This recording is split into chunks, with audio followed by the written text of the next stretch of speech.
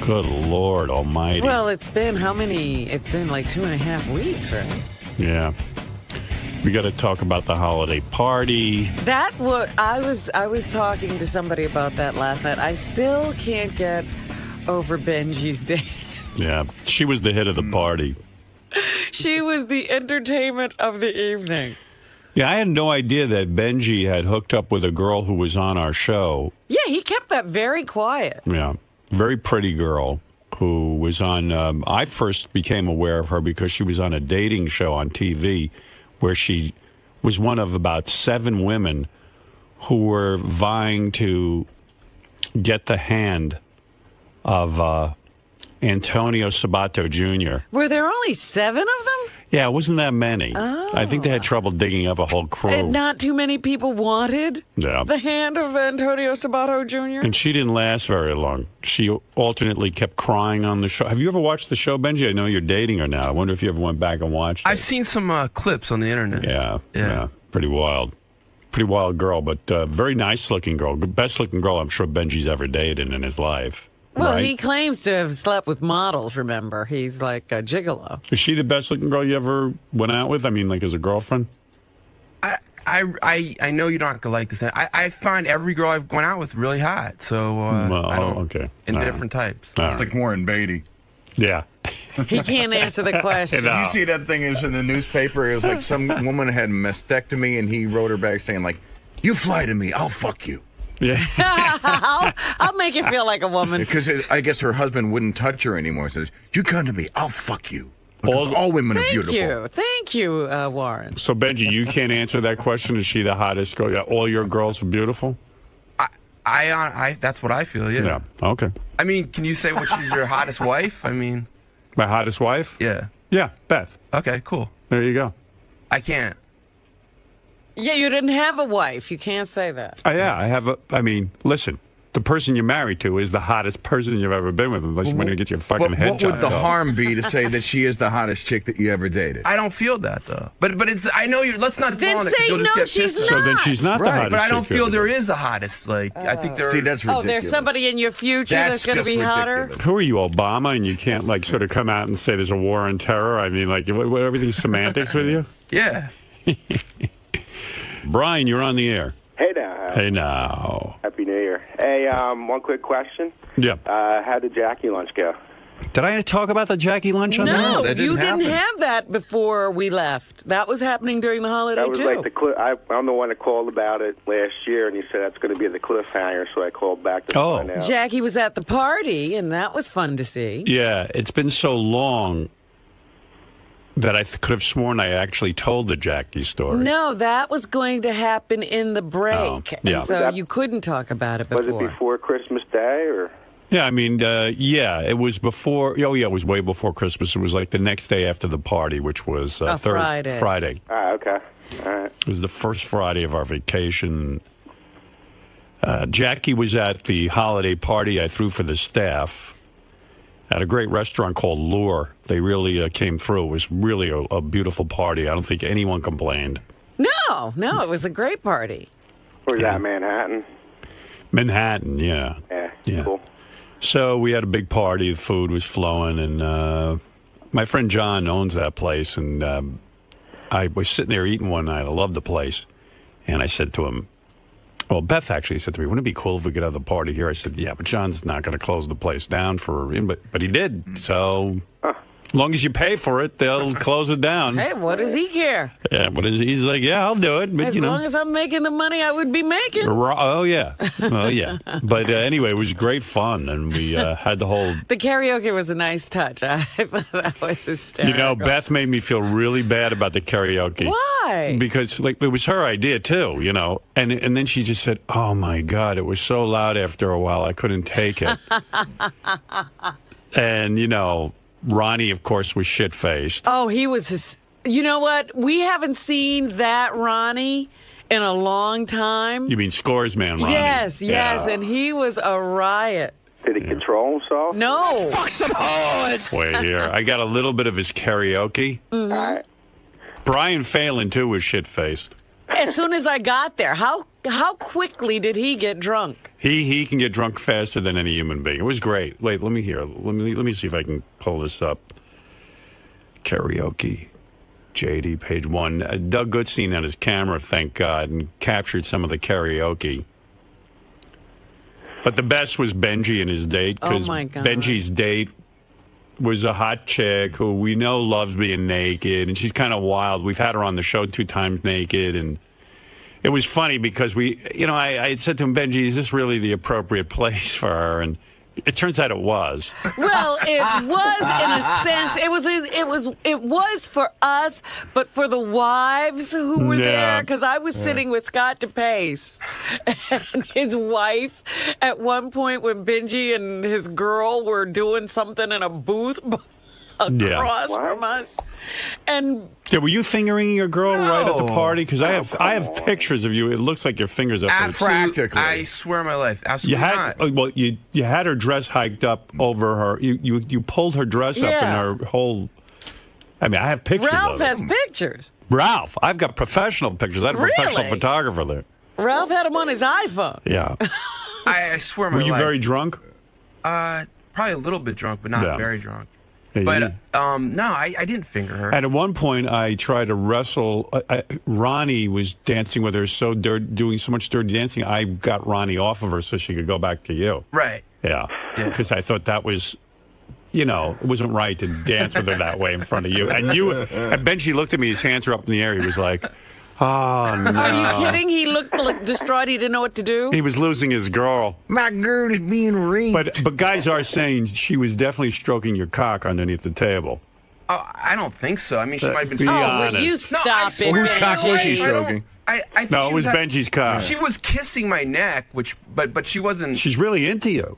Yeah, I'm into or it. Are was you dating she her? on drugs? We're dating, yeah. You are dating. We're dating, but I mean, I don't know how established it is. She called in during the wrap-up show talking about, this was before we went away and before the party, and she even said that Benji reads to her, and then we found out Benji reads children's books to her at night. Oh, my God. Shel Silverstein books? She likes a lot of books. It just happens to be one Here's book that my she told me selection about. for this evening, The Giving Tree. Now blow me. I don't know. What do? You read children's books? No, it's just one book it's a really cool book that she showed me, and we read it. You read out loud to her? Yeah, we did. We read that book out loud. It's a really cool book. It's about a triangle. I don't know if you've ever seen it. Can we not get caught up in Benji land and talk about the Jackie line? Yeah, no, I'm getting there. I just thought you'd want to hear the karaoke. Okay, yeah, it's cool. All right, you got time? Sure. All right, I'll move on. All right, karaoke. I just think it's funny that Benji reads children's books to his girl. I don't know, man. I'm endlessly interested in that. Well, there was a split in the party that I saw. It was like every guy was saying, "Good for Benji," and every woman was like, saying, "Who is that girl and why is she here?" Hey, Benji's girlfriend is hot, and God bless Benji for getting her. Well, it wasn't about her being hot, but the making out and in every booth and then using her like a blow-up doll. I mean, at some point he was tossing her around like she was a blow-up doll. Why not? I would do the same thing. Yeah, I've seen you do that with your beautiful wife. Well, she won't go for it. If I could use her like a blow-up doll, I would. Hey, your date was pretty cute, Robin. Oh, my goodness. Oh, Benji addressing your date. Well, we're not talking about my date. We're talking about your day right now.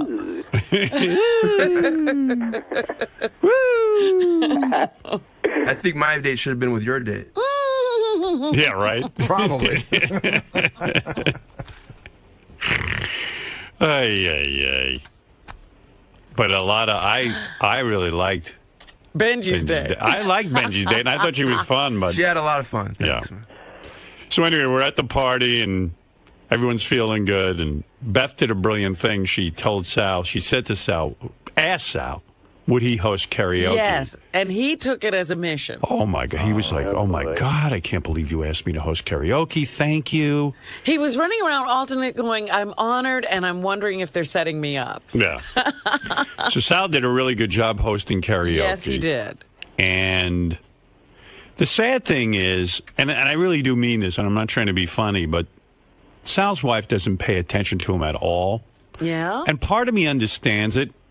because like at one point Sal's hosting karaoke and he gets on mic and he said, this next song is dedicated to the girl I really want to fuck, Mary Delabate. Because, you know, he's got a thing for Gary's wife. And I'm like, well, no wife wants to hear that. No. You know, no wife wants to hear that. He's an asshole. He's being an asshole, but... But that's who she married. But like as soon as I saw her, I gave her a kiss hello, and then she said, I don't want to be near him, like next to Sal. And I said, well, come on, I'll introduce you to some people, and you can hang around with them. Introduce her to Benji. Right. Benji's a lot of fun. He knows how to take care of women. Yeah. He's got their dress up. Yeah, he stories. disrobes them. He disrobes them. In the middle of a party. Okay, here's the cat in the hat. Now finger me. Yeah, but even Benji's girl likes to lift her dress when she's dancing, and she's very provocative, right? She is, yeah. Yeah. Nice lady, he said. Nice lady. Very demure. You're not in a one-on-one relationship with her because I don't think you could hold her down in a one-on-one relationship. I don't think she can be in a one-on-one relationship. Yeah. I think your history as soon as you meet someone better. It's my As soon as feeling. she meets Mark McGrath. Right.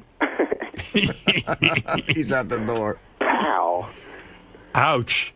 Yeah. Yeah, Benji looked like he was losing control of her a couple He of times almost during lost the her party. at the party. Yes. Yeah. Closer to Ronnie. Yeah, Ronnie looked like he could have had her. I think he could because Ronnie knows how to move in. He's good at it. Yeah, Ronnie's girlfriend doesn't seem to mind when he puts the moves on other chicks. Right. She's pretty cool. She got it under control. Yeah. So what Ronnie do, like 0 to 60 in like 3 seconds with a drunk thing, or what? Yeah. Oh, yeah. And Ronnie, you know, he loves Cher. So on the karaoke, he chose Turn Back Time. Oh, really? And he clearly doesn't know the song because he started singing Turn Back Time. There's a build-up till you get to Turn Back Time. Even He I know started that. with Turn Back Time. I'm not a big Cher fan, but I know that. You Anyway. kind of have to ease into Yeah, that. he's into that Turn Back Time stuff. All right, ladies and gentlemen, Ronnie Munn, Turn Back Time. Give him a round of applause, Oh, my God. please. Double microphone. If I could turn back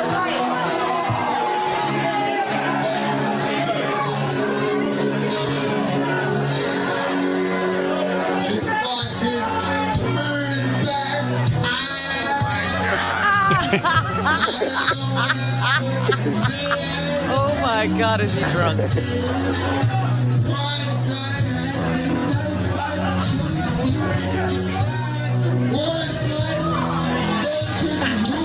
And then here's Ronnie doing. Ronnie hijacked. JD and John Hine were singing. Really? Yeah, I had a good time. I bonded with a few people, especially JD. I was with JD the whole night. Oh, yeah? Yeah, pretty much. Song? Yeah, JD's into karaoke, and he started. JD and John Hine got up and started singing "Sweet Caroline." You know that horrible Right, that song. one they Yeah. sing at Neil the Diamond. Neil Diamond, horrible Boston song. games, I guess. And they Fun started up, games. and then Ronnie came up and hijacked the whole fucking song. He took it over. He took over? Yeah. Does JD sing better than he talks, or? I don't know. That's a good question. I couldn't evaluate. I was pretty wasted. Yeah, when I finally saw you, you were pretty gone, too. I was gone. I was totally into the karaoke. I was very much a part of it and hung in there with Sal and was dancing with everyone through the karaoke. Uh-huh. But if you weren't a part of it, I could see where it'd be very noisy. Well, I think that, Yeah. you know, because I remember being in the back of the room. You could be out of it if you wanted to just talk to people and stuff like that and hang out. That it was pretty nice because if you stood around where the karaoke was really loud. But if you went back to the back where, you know, like they were serving food and stuff and sat in a booth, was you quiet. could still have a conversation, yeah, and still sort of hear what was going on. Hey, Sal. Hey, good morning. Yeah. There was only one guy who refused to do karaoke. He wanted to do an original. Do you remember? Yeah, Jackie. Jackie had to He do an had to original. do an original? Yeah. Yeah, I'll get to that. That's true. Why? And by the way, Brian Phelan was so drunk, he was just screaming into the microphone during karaoke. Well, yeah, they asked me. I went up to Sal, and Sal was like, "Yeah, Robin, come on, do a karaoke." And then Brian started being in my song too. Yeah. Yeah, he was helping everyone. I remember when Jackie came up to me, I said, "What do you want to sing? Take this job and shove it." And he was so pissed.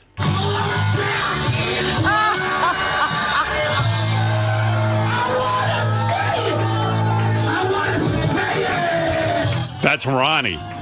The two of them. Yeah, those two could have done a duet.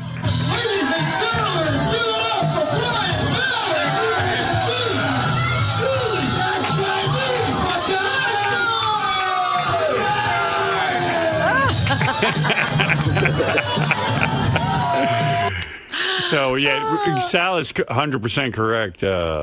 Jackie. He had to do an original. He wasn't karaokeing anything. That big phony smile on Jackie's face, and he goes, I have to get up and do my song. You have to keep playing the Phelan clip because Ronnie he grabs the mic and just starts screaming. Does he? Yeah. Oh, let's see. Is that it? Yeah.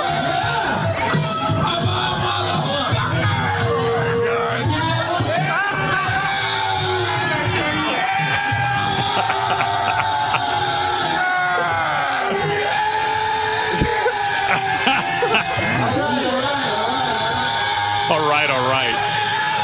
Wow. I bet you he couldn't talk for a week. It's not dead in the back, it's back in black. Get the fuck out of here. That's what Beth said to me. It might have been a mistake. It was too noisy. It was too funny. I had a great time with it. Yeah, it was too funny. And then Jackie, of course, couldn't sing anybody else's song but his own. And Well, he is a recording artist. Would he be doing karaoke? Right.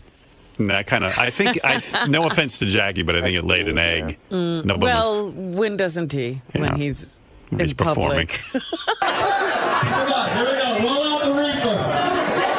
Roll out the reefer. All right, Jack. That poor Korean woman who runs the karaoke, she was like looking for Roll Out the Reefer. Right. I was going to say, there are no Jackie songs in karaoke. No, they don't sell those. Everybody, let's give a clap and a stomp to Jackie's gonna go out the pallet. I'm smoking high. I got my dick out. And I'm thinking about you. And I'm thinking about you. Brought the whole thing to a halt. I'm smoking high. Everybody clap, come on. I got my dick out. Isn't this from the album Hot Dog and Donuts? Yes, Yeah. something like that. This might have been a limited release single that he had that he was trying to get everybody well, you on remember, the this bandwagon. was in all the jukeboxes on Long Island. Yeah. No, this might have been a special.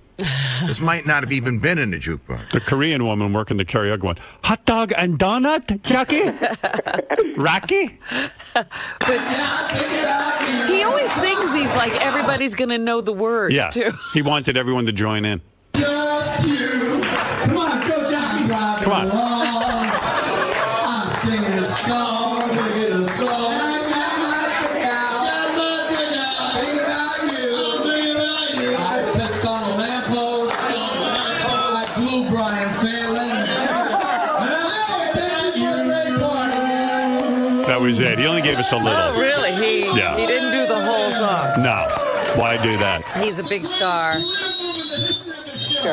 We were lucky to get that. There he goes. What? This guy refuses just to settle in and have a good time. Yeah. It's got to be about him. Yeah, well, it had to be about his song, and then he got up, and no one knew the lyrics. There you go. I'm smoking pie. I got my dick out. And I'm thinking about you. And I'm thinking about you. That big smile. I'm smoking pie. Mr. Happy. The least happy guy I know. And I'm thinking about you. Jackie Happy. Happy Jackie.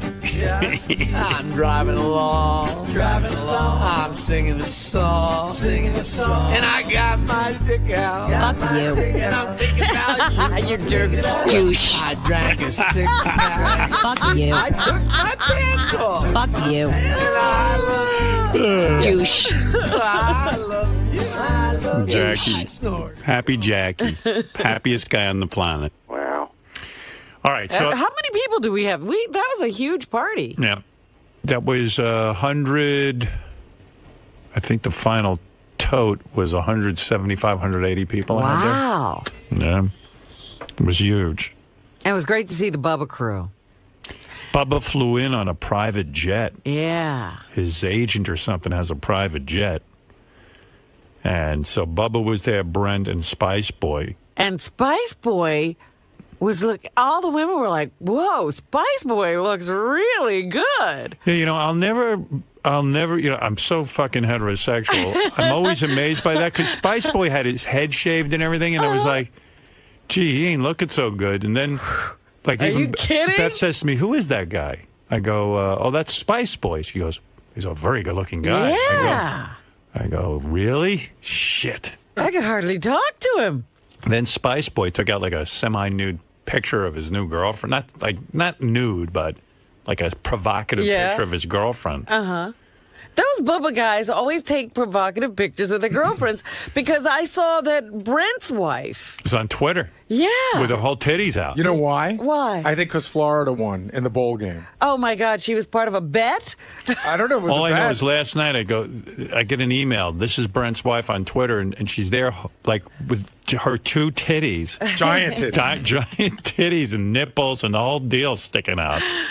And it was a great picture, but man, these guys.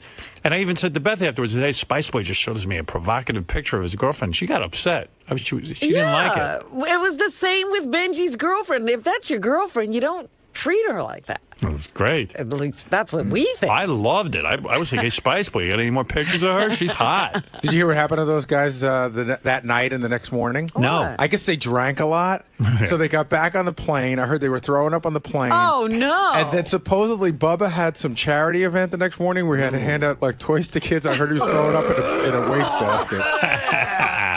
They drank a lot. Oh, my goodness. Yeah, wow. I didn't realize they drank that much.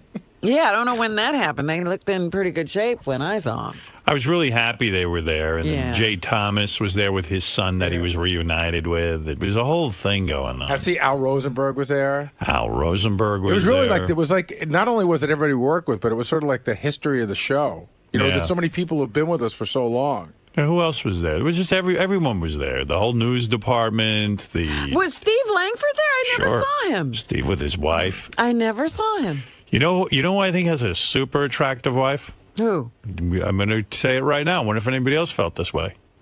Scott DePace. Pam DePace. Oh, she's always been a lovely woman. Very photogenic, too. I got pictures of her.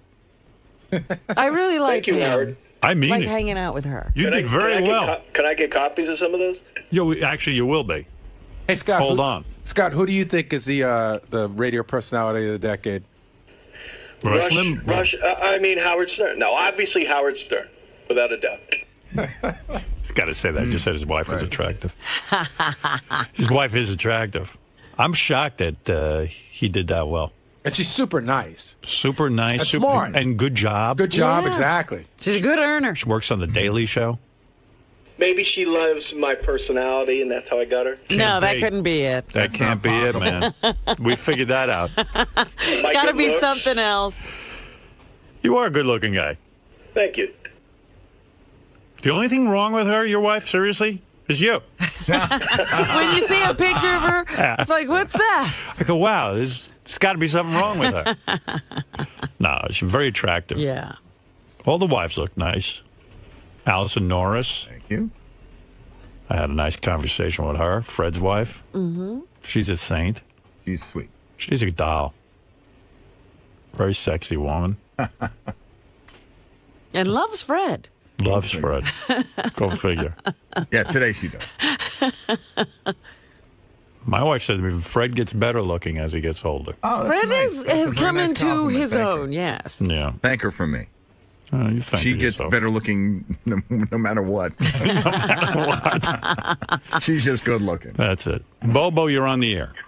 Yeah, how you doing there, Howard? Hey. Hey, listen, at the party, who was the most pussy whip with their wife? Like Sal, Scott DePace, Will, Jason, you notice any change with them? I don't know. Everyone was just having a good time at our little Yeah, it Christmas didn't seem party. like anybody was subdued. Yeah. No one seemed to be on a short leash. Right. Now, what about Richard? Was he under control with his drink? What about the man most? No, he was wasted. I mean, but that was it. I mean, everybody, the guy has gout. How did he do over the holidays? Did his gout flare up? Sure. I mean, I had to have. I mean, the guy will not, if I had gout, I would never have another drink the rest of my life. Right. Yeah, really. But that's it. But I'm sure he drank every night of the break. Yeah. What about any embarrassing speeches? Anybody make any speeches now? I made a speech. Mine was a little bit embarrassing, only in that I don't know what I said. You kept naming the same people over and over. Yeah, I know. Like you were looking around the room. And I didn't know anyone. It was very funny because there were a lot of people there who work with us, and you don't know them, but then you tried to recognize people in the crowd, and it was obvious who you were skipping over, and then you'd keep mentioning the same people when you saw them. I'd look some people in the eye and go, uh-oh. I'm in trouble. I don't know how to recognize their work. I'm not good with names. Did you stop drinking over? What is it, JD? How so? Just go right on that mic. I mean, we don't have all day. Yeah. I was gonna say during your speech it was funny because you were naming all these people, and you forgot Tim Sabian. So no, I mentioned him. Well, no, but Gary, we saw Gary walk over right next to you. And and he whispered Tim Sabian to you and go, Tim Sabian. Tim Sabian. Like he had to remind you. Hey, I was wasted, You knew I was high. I was hanging out with you all night. Whatever. We had a good time, right? Yeah. All right. So there you go. You don't think anyone... I hung out with you. Yeah, we're, whenever. We hang out. Whatever. We're talking. Yeah, I think I actually saw you look at a couple of people you should have known, and you just kept going because you didn't know. There's a couple of people I see every day, and I don't know. Do you remember on the dance floor when people were singing karaoke, you would just walk up and push people around? That was the most fun I had all night. What was that all about? I didn't see that. There were certain people when karaoke was going on, I would just take them and push them into the, push them. Into the bench? Like it was a mosh pit or something. Yeah. Well, no, I had to get physical. I was singing and all of a sudden I get shoved from behind, into sound. I'm like, who the hell is that? And it was Howard. You want to be pushed into sound. You love it. I didn't mind. Oh, by the way, Ronnie almost took me down again. Remember at your Valentine's party they knocked me over? Right. Him and Neil. And I'm up there singing karaoke, and Ronnie starts dancing with me, and he was as drunk as anything. So he starts staggering all over the place, and he almost took me down again. Ronnie's at his best when he's dancing because, I've never seen a better dancer. I mean, he's so coordinated. Really? I don't know what happened, but I was sitting at a table and I heard a bunch of glasses clinking like they're falling over. I looked back and Ronnie's laying back on his back on a table. I don't know. Did you cut down on your drinking over the holidays? Oh, definitely not. No, I had a lot. Did your gout act up? No, it was fine. I watched what I ate. I ate a lot of tuna, a lot of fish. All right. But it's drinking, the food, not the booze. Mostly the food. I'm hoping. Yeah. He's hoping that with that he can control it. I'll eat healthy and drink unhealthy. And by the way, the Bellinis that they're walking around with those martini glasses with Bellinis at the party. Those were delicious. But I kept spilling the martini glass. People would bump into me. So the bartender was so cool. I was tipping him good, and he started putting them in big beer glasses for me. There you go. So I was drinking. You didn't have to tip them. I took care of tipping everyone. Well, I wanted to, make sure that they're, he'd keep those drinks coming real good. That was his job. He was going to keep the drinks coming. Yeah, I know. You don't understand. It's a necessity for the booze to keep coming to Richard. He didn't want to take any chances. Right. I want no impediments between me and the Bellini. Why bother with a Bellini? What? How was Robin's date? Who was it? There's some guy. I don't know. She seems to be uptight about talking about him. How's that going? What's going? He's a friend. No, not a date? No. All right. Well? She's uptight for some reason. Yeah. He's a nice guy. He's a real nice guy. Seems like a nice guy. Young guy. Mm-hmm. Good looking. Good looking guy, young guy. Yeah. Tall. It's real hard. Good body. Yeah? You checked it out? Yeah, flat stomach. What were you rubbing him? I talked to him for a little bit. He's of legal age, that guy, right? I'm not sure. Yeah. That's why I don't want to talk about it. Right. You don't want to go to jail. Could be a situation. Howard TV has a clip of Ronnie wrestling with Benji's date at the party. Let me see that. Yeah, that's pretty funny. That's Oh, when I can't wait to see this on Howard TV. Yeah. This is when I had to walk in and separate them. Look. Yeah, look at that. And she climbed up on him.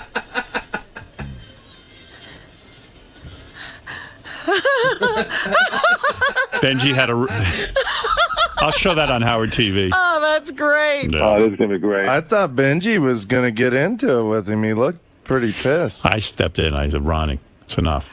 Because Ronnie would have kept going after the girl. Benji, you must have liked that I did that for you. I had a lot of fun. Yeah. Yeah. But did you feel threatened at any time that Ronnie wasn't going to give her back? Because he said something to me. He was like, oh, I don't like this. Ah. Yeah. So I stepped in. It was getting a little Howard bit. took care of it. I took care of it. Well, I did. No, yeah. I'm being serious. Yeah. All right. I didn't realize that was going on. Oh, there was a lot going on you didn't realize. Ronnie's very dangerous at these parties. Yeah, he sure is. He'll move in on your woman. He's like a high school kid that drinks for the first time. Whenever you see him at these parties, it's like he's unleashed. Yeah, and that's coming from an alcoholic. I was just, Richard, you look like you drank for the first time every time we have a party. Yeah, but I wasn't going nuts. Takes one to know one. All right, thank you. Thank you. Frank, you're on the air. Hey, Happy New Year. Happy New Year. Go ahead. Hey, why is it acceptable that what Ronnie did with Benji's girl at the party? That's kind of fucked up. Look, that's disrespectful. Yeah, and not only that, Benji's girl then jumped up on Ronnie and wrapped her legs around him, Python style. Right, the girl didn't object. Yeah, no, she liked it. Hey, we were all having... I mean, it's horseshit. I mean, the fact that Benji even had to say something to you to put end to it just... It was weird, like, right the idea that Benji had this good-looking girl with him, it was like every guy there felt entitled to her because they were like, she can't possibly want Benji. Or she'll say yes to anybody Right. if she's with Benji. That's sort of like what it's saying. Frank's right. It really was disrespectful to Benji. It was kind of like you had the attitude, well, if she's with Benji... I should could just, get And her. anybody can do anything they want to her. They're like, even JD, I think, thought that he could get her. I know. You know what I mean, Benji? It was that kind of thing.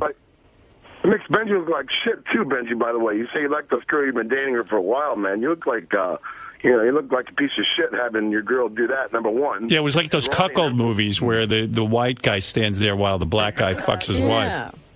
I don't know if you were secretly getting off on that bullshit, Benji, or Ronnie was just trying to punk you, because you had hot chicks, so he was trying to be cool, thinking he can, Nah, Benji wasn't getting off on it. I can tell you that. I was standing next to him.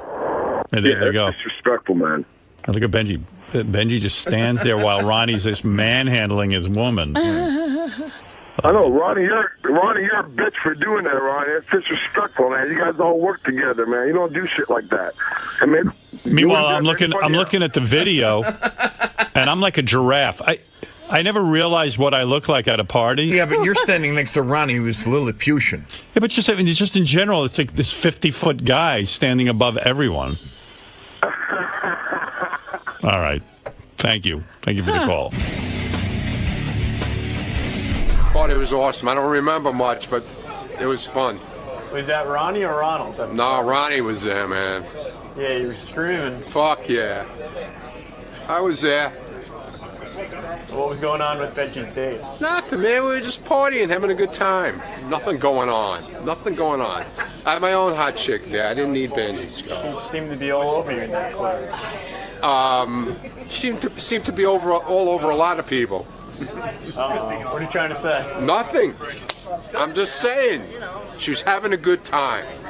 That's all I'm saying. Just like me. I was having a good time. At least I didn't get chastised for having a good time. Usually I get chastised. You didn't go overboard? I don't know about that, but maybe because the boss was loaded too, so, so it was okay, How do you think everyone else was acting that night? Did anyone, like Richard or Sal, did they get crazy? Nah, Sal was like the master of ceremonies, He's on his good behavior. And Richard sat at the bar all night. I don't think he got up from the bar the whole night. You didn't see much of Richie except in the corner of the bar. So, I don't know. There were other people out of control too, you know, not only me. So, Benji, did you have a good time at the party? It was a fun party. You were there, right? I was there. Yeah, it was a fun party.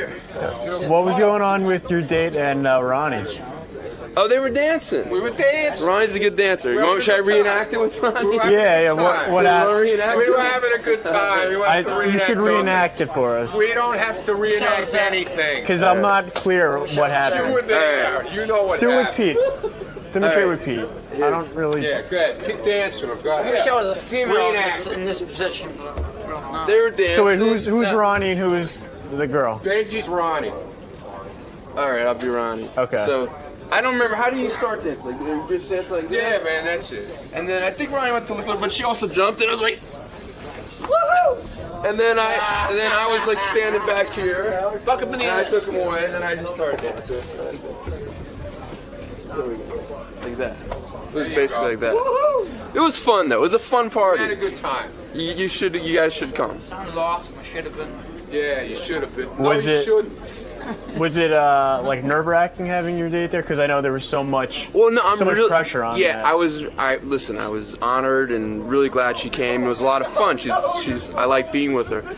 But yeah, it was a little bit. After all that happened on the air beforehand, it was a little bit like pressure and stuff. So. But everything turned out okay. I think so. Yeah, it seems like. I mean, I had a nice time. She had a nice time. Ronnie had a good time. And Pete had a good time. And then tell us what's happening, will you? What's the matter with you? Come on. Steve Langford has a huge DM. Got anything for us from the Howard 100 newsroom? Homeless high pitch for the holidays. Eric apparently thrown out of his late mother's apartment, allegedly by his own sister and brother-in-law, just as near nuclear winter gripped New York right before Christmas. High pitch reportedly sleeping on Joey Boots' floor and now believed to be staying with Bob Levy. But Eric said to have spent many evenings sitting alone in the waiting room at Penn Station. High pitch finding himself homeless again right as he was ordered to carry out 6 days of community service on his credit card scam case. Eric reported to have been out shoveling snow dressed only in a sweatshirt, pants, and running shoes. Joey Boots has a floor? Yes, though he is now moving upstate as part of his rehab. Wow. So Eric can't crash there. Right. And then So Levy? where does he go? Oh, so he's at Levy's. Bob Levy. Reportedly. Wow. All right. Allegedly. All right, go ahead. Also today, Sal Governale doing a brilliant job hosting karaoke at the holiday party, but Sal panicking. He might get disinvited after dipping his Johnson into a glass of wine at the Howard TV lunch the day before. Sal begging his table mates not to let anyone know about the stunt, lest Howard reconsidered having Sal at the holiday dinner. Wow. That was kept on the wraps. Yeah, I heard that he pulled down his And there he is. pants and. Yeah, there he goes. Oh my goodness. Right. Yeah, you see something. How'd you like to get that glass? Oh. What else you got? Will the last one to watch the Jay Leno show please turn off the TV? NBC affiliates splattered in red ink as television viewers stampede away from the Leno show. One affiliate group exec declaring the handwriting is on the wall. Time magazine naming the Jay Leno show one of the top 10 worst TV shows of the year. Wow. What they did to him, huh? You know, they ought to move him to like mornings. Like go up like at like 10 o'clock in the morning.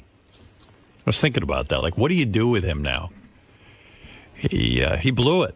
He should have gone to ABC or Fox, done an 11:30 show. He would have been a hero. Brought all the ratings over there.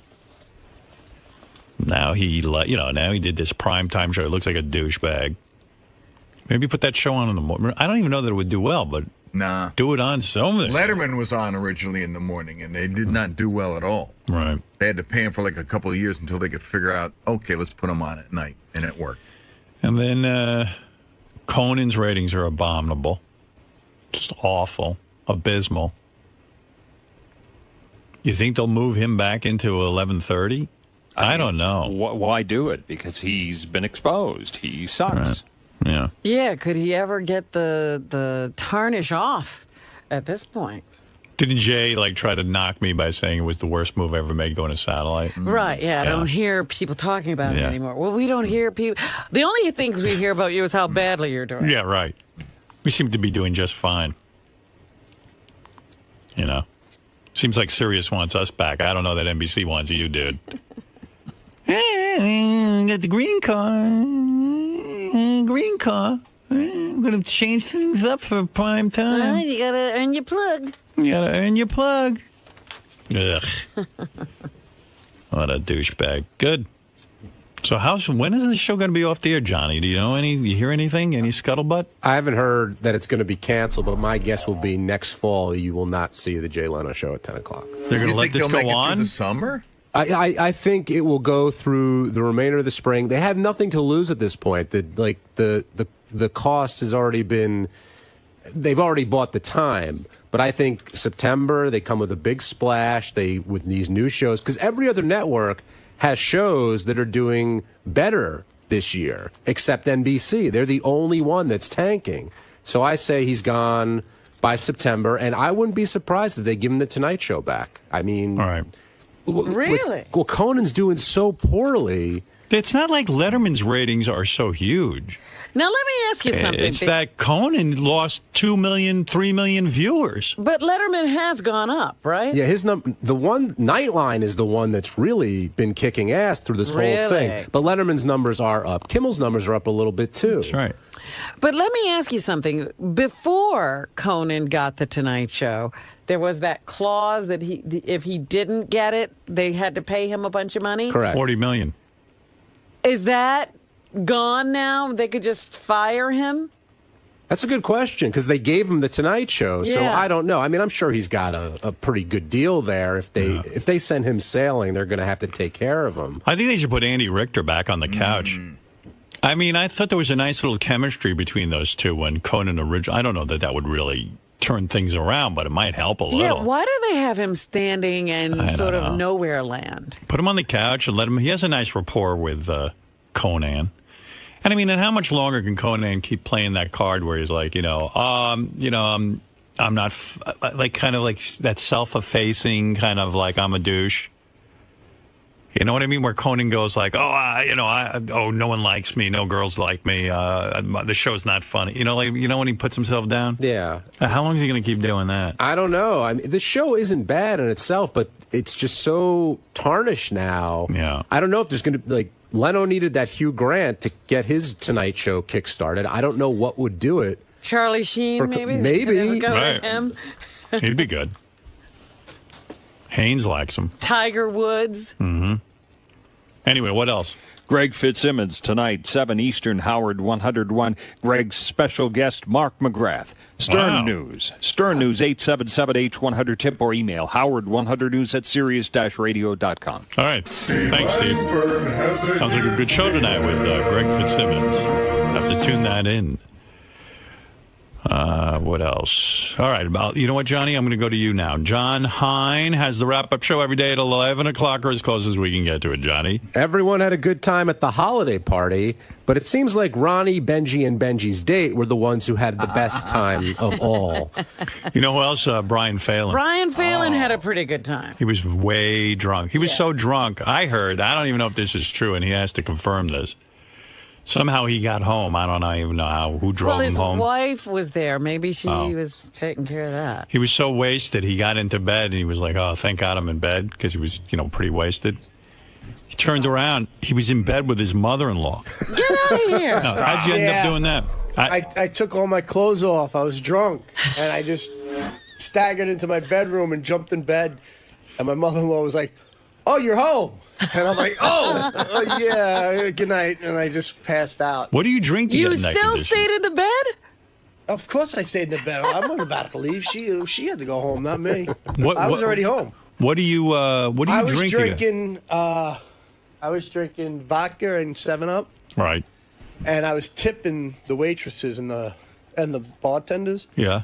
So they were actually running me down at the party. To give you more drink? Yeah, I didn't even offer to get, I didn't ask for a drink, and they were running up to me. How many drinks would you say you had? I probably had about 10 vodka and 7-Ups and about 4 or 5 shots. Wow. Wow. Yeah, we had This fun. guy gets Dude, so that messed was up. a great party. Thank you. Awesome food, great time. By the way, this guy's so legendary. Tell me if this is right. You and your wife went to the track one time, and you got so wasted that they threw you out of the track. Now, the track attracts every degenerate on the planet. More degenerate. They drove. Well, yeah, we were wasted, and They made you leave. They drove me out. Yeah, they had a little. We couldn't walk, and they gave us a golf cart, and they drove us. They drove us out of the to the parking You were lot. too drunk to get out of the park? Yeah. Oh, my goodness. I took out a table. I was like laying on a table, and the whole thing collapsed. And they're like, "Get him out of here." And then they, two of the guys I know at the party were pissed at Brian because he ripped open their shirts. Jason and Sal. I'm sorry about that. I don't even remember that. I remember ripping one guy's shirt off, and not 5. Jason, Jason said to me, "Look, I'm not a wealthy man, as we all know," and he goes, Every shirt counts. He goes, "I own like 2 or 3 shirts." Yeah, he says, buttons. He says, "I own 3 shirts. Now I own 2." And a collar. So he says, Brian came up to him and said, "You got to take your shirt off," and he just ripped open his shirt. And all the buttons go flying. Yeah. I'm sorry about that. If I did that, I'll replace everybody's shirt that I ruined. I didn't mean it. I was just all fun. You were happy. You were having a good time. It was great. It was great. It was good to party with you. So much fun, dude. Happy What a New great Year. place. Happy New Year to you. Same to you. All right. Merry everything. Merry Christmas. Did you have more good times like that, or was that the best time of your holiday? Nah, that would wipe me out for the whole week, the whole 2 weeks. I was pretty much done for that. But thank you, man. I had a great time. All right, later, brother. I'd love to Partied get him those out. pictures too. That was great. No, you will. All right. You just relax. I'm relaxed. You let me take care of All right, everything. let's go get a drink. All right. You had enough. Hey, Chris. Brian, sounds like you had a good time, man. I probably had the best time at Howard's party, no doubt. It was so much fun. Drinks were flowing, food was delicious, and I only remember bits and pieces of it. That's the best part of it. I don't remember, like I said, a couple guys' shirts. I don't remember ripping their shirts What was open, that but about, man? I don't know. It was just something funny to do at the time, and buttons were flying. I thought that was kind of funny. But anybody wants their shirt replaced, I'm more than happy to replay them. I'm sorry about that, but come out with me for fun. That's all I can tell you, right, Chris? That's right. You know, you had a good time with me? Of course, always have a good time. It's party time. Thank you, party time. Right on. Bring it on, baby. Good Lord. What else? Loves the party. We'll cover everything that went down at the party, the impression Benji's date made on the entire crowd, especially Ronnie, who embarrassed themselves the most with their karaoke, as Sal expertly hosted and also successfully avoided being with his wife. And we'll see who everyone here thinks was the biggest mess at the holiday bash. Here's Robin's date from the party on the phone. Hey, Howard. Hey. I'll tell you one thing. Ralph shouldn't be drinking. What did he do? He came out with us afterwards. And he was, well, first of all, we go to the Rose Bar, which is like a pretty nice place. And he loses his jacket and then claims that they stole it. Yeah, he didn't remember where he put his jacket. Yeah, well, and there was you go. accusing everybody of stealing his clothing. Yeah, he isn't well behaved when he drinks, quite frankly. It's a little annoying. Yeah, I had forgotten how bad he was. You're absolutely right. And he was like, and I had some friends, we had some friends with us, and they were like, "Who's the guy with you?" Yeah, exactly. Who's the guy embarrassing you? Right, and then he almost caught, where he got punched out that night at Scores? Yeah. It almost happened again. Whoa. Because he started poking Brendan in the chest, and then he started punching him in the chest. He gets real physical with men when he gets drunk, and it's a little weird. So, I mean, he's to me, he's harmless, but it was kind of funny because. Yeah, but it also annoyed you. Well, I mean, you know what? But at least you knew who he was. He could have been doing that to a total stranger. Right, I'll tell he you, has. When I came to the party, the first thing I did was become very good friends with Brian Phelan, because I figured out right away that he was the biggest guy there, but he was also the most, he was also the drunkest. And him and I hit it off right away. I mean, he's out of his mind too. There's a lot of A people. lot of crazy people. I said, well, you see, I work with a lot of crazy All people. right, Brendan. Thanks for the call. Okay. Later. All right, there you go. I don't want to know what you two did after the party. I know I'll never find out anyway. What is it, Ralph? Hey now. Hey now. First of all, who is this guy with Robin that she's allegedly fucking, and why is he reporting? Nobody said I was allegedly fucking anybody. Well, I don't know. What's the deal with him anyway? Robin? What?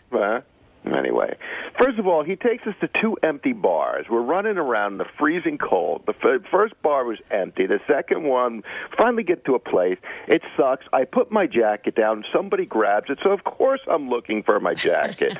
Somebody just takes it off the chair and disappears with it. And then they stick me with the bill for $200. So he's lucky all he got was poked. What are you talking about? Somebody stuck you with a $200 bill. I got the receipt, honey. Well, how did you get a $200 bill? You left. You disappeared. All those little friends of his were busy drinking my alcohol. And when did you pay a bill? I didn't see you pay any bill. All right. Well, I'll give you the receipt, and you can pay me I'll back. pay you back. Good. Thank you. Why can't he pick up the tab? I didn't see him pay any bill, Howard. First of all, I didn't see a bill. Right. So I didn't. I paid it. Well, what? Did you go up to the bar and get it? You volunteered? No. The girl pulled me aside. She goes, "Is anybody paying for all this?" I go, "Well, I guess I am now." Oh, that's ridiculous. You could have come back to the table and said, hey, we got a bill. Well, what am I going to do? Trying to be a nice guy, and then this guy... Well, then, so why did you... Right. Why didn't you just say to her that there's a bill we need to divvy up? Yeah, that's right. I paid it. Yeah, but you paid it, but now you're being Now all you're belligerent. begrudging everybody because you decided to pay the bill. No, because this guy calls in, and it's like people are stealing and saying that. You were punching him in the chest. Oh. Ralph, that's what you do, dude. You do. You get drunk and you start hitting people. And you want to know something? You really should go to a meeting. I mean, I'm serious. I heard, he told me, obnoxious didn't drunk? he get sick over New Year's or something? I don't even want to talk about Really? it. No. We're done with that. Oh, my God. Come on. You got to tell me No. what happened. We're done because you again. know what? It's not, not again. please, Done. No, because you know Come what? It's not on, a joke you got to tomorrow. tell us what happened then. No, I don't. No, I don't. I'm What? done. I'm done. D-O-N-E, as in finished. You can't even tell us what happened? No. I'm too upset about it. Wow. Will you ever tell us? No. No, I won't, because I'm really upset about it. Wow. Ralph. I don't know why you're calling in. Well, you can call in. He's still a friend. No, I'm just but it's saying, this is not a- He really needs to go to a meeting. I'm just saying he's calling in to defend himself. This isn't a good defense. It's an awful defense. You need to go to a meeting. I quit drinking. I'm Yeah, clean and you sober. want to know something? A good idea. I'm clean and sober 3 days. Excellent. 3 whole days. Oh, hey. Hey, it's a start. It's a start. You guys start somewhere. Honestly, Ralph, you got a real issue. I don't know. Sometimes the booze just catches up with me. Yeah. All right. We done? Yeah, I think. Thank you. Wow. Thank you. All right. Yucko, hey, you're on the air. Hey, Happy New Year. Happy New Year, Yucko. Hey, I don't want to pile on Ralph like most guys do, but I went out to a strip club with him. It was a Christmas party, and he got wasted, and he started eating like chicken fingers and like stuff off another guy's plate. The guy almost kicked his fucking ass, and I'm laughing, and I almost get kicked out of the strip club.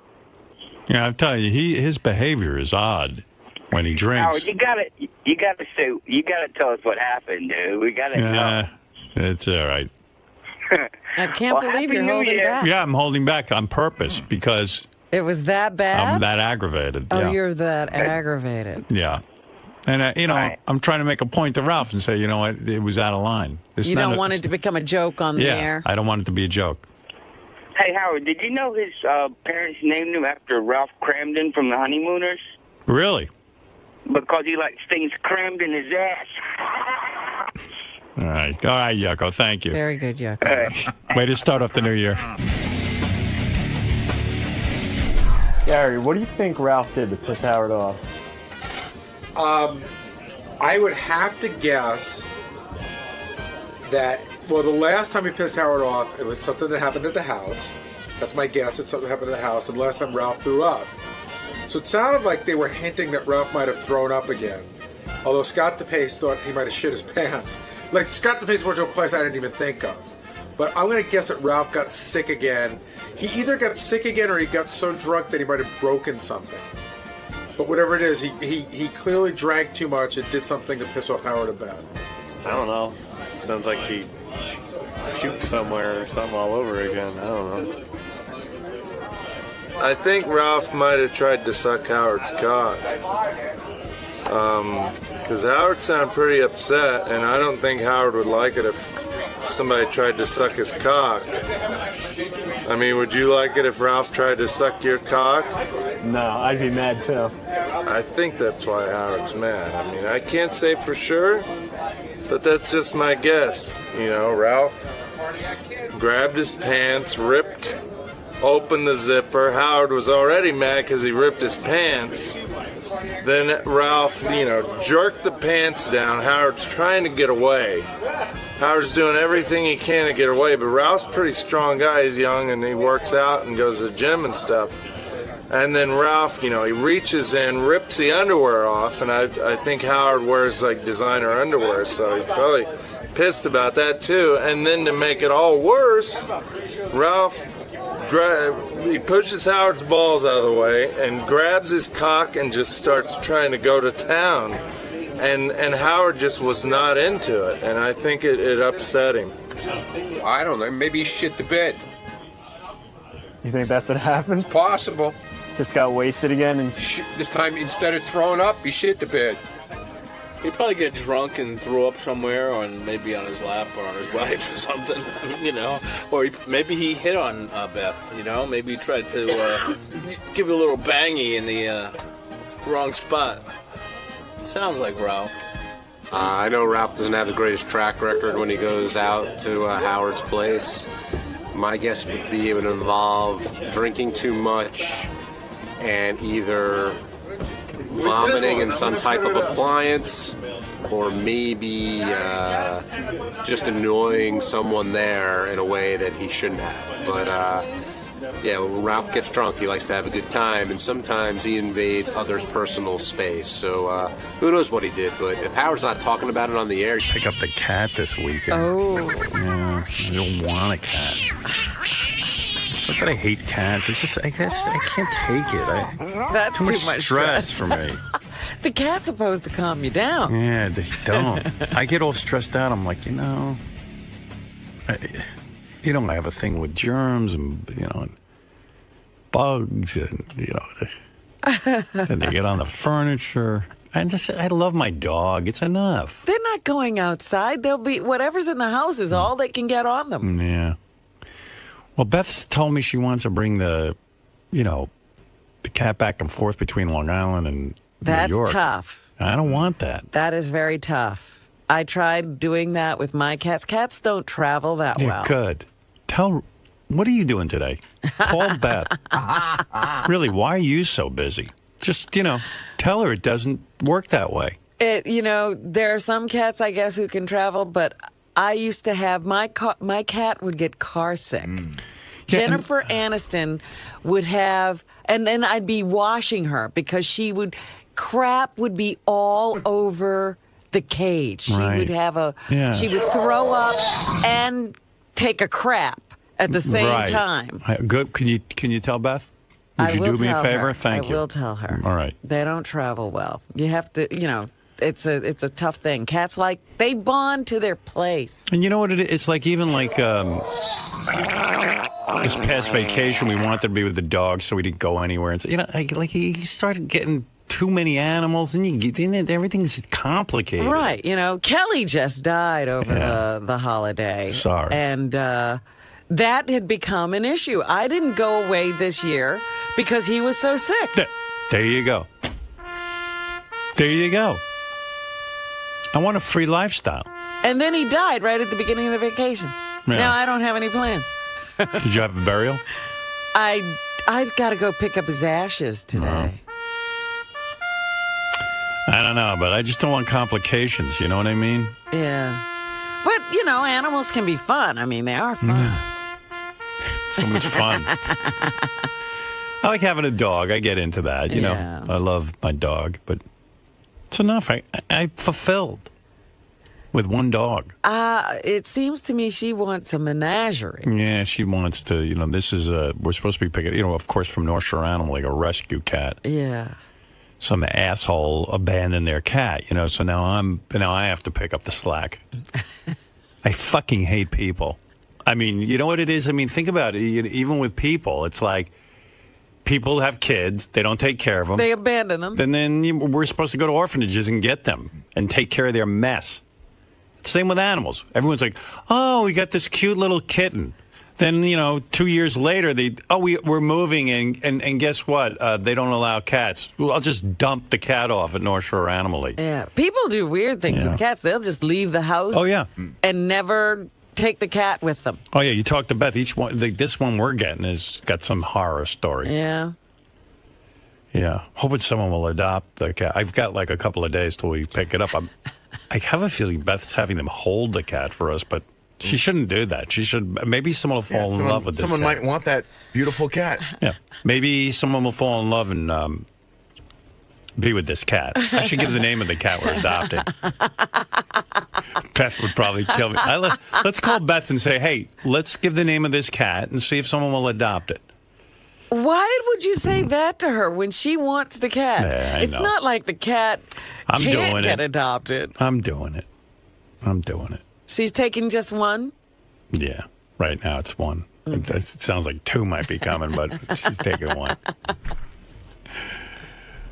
And you should see, like, Gary got cats. Yeah. But They wake him up all night and fight. I got to tell you something. Yeah. I was right where you are now. Dude, I had a cat. I loved the cat. I'm saying I was right where you are. The cats were not my idea. My wife wanted the cats. She wanted two because, they need to play with each other. And I was like, I'll do this for them. And at the beginning, I didn't like them. I fucking love the cats now. Yeah, They're good. great. You know what? I'm sure I'll get into You'll it. get used to it.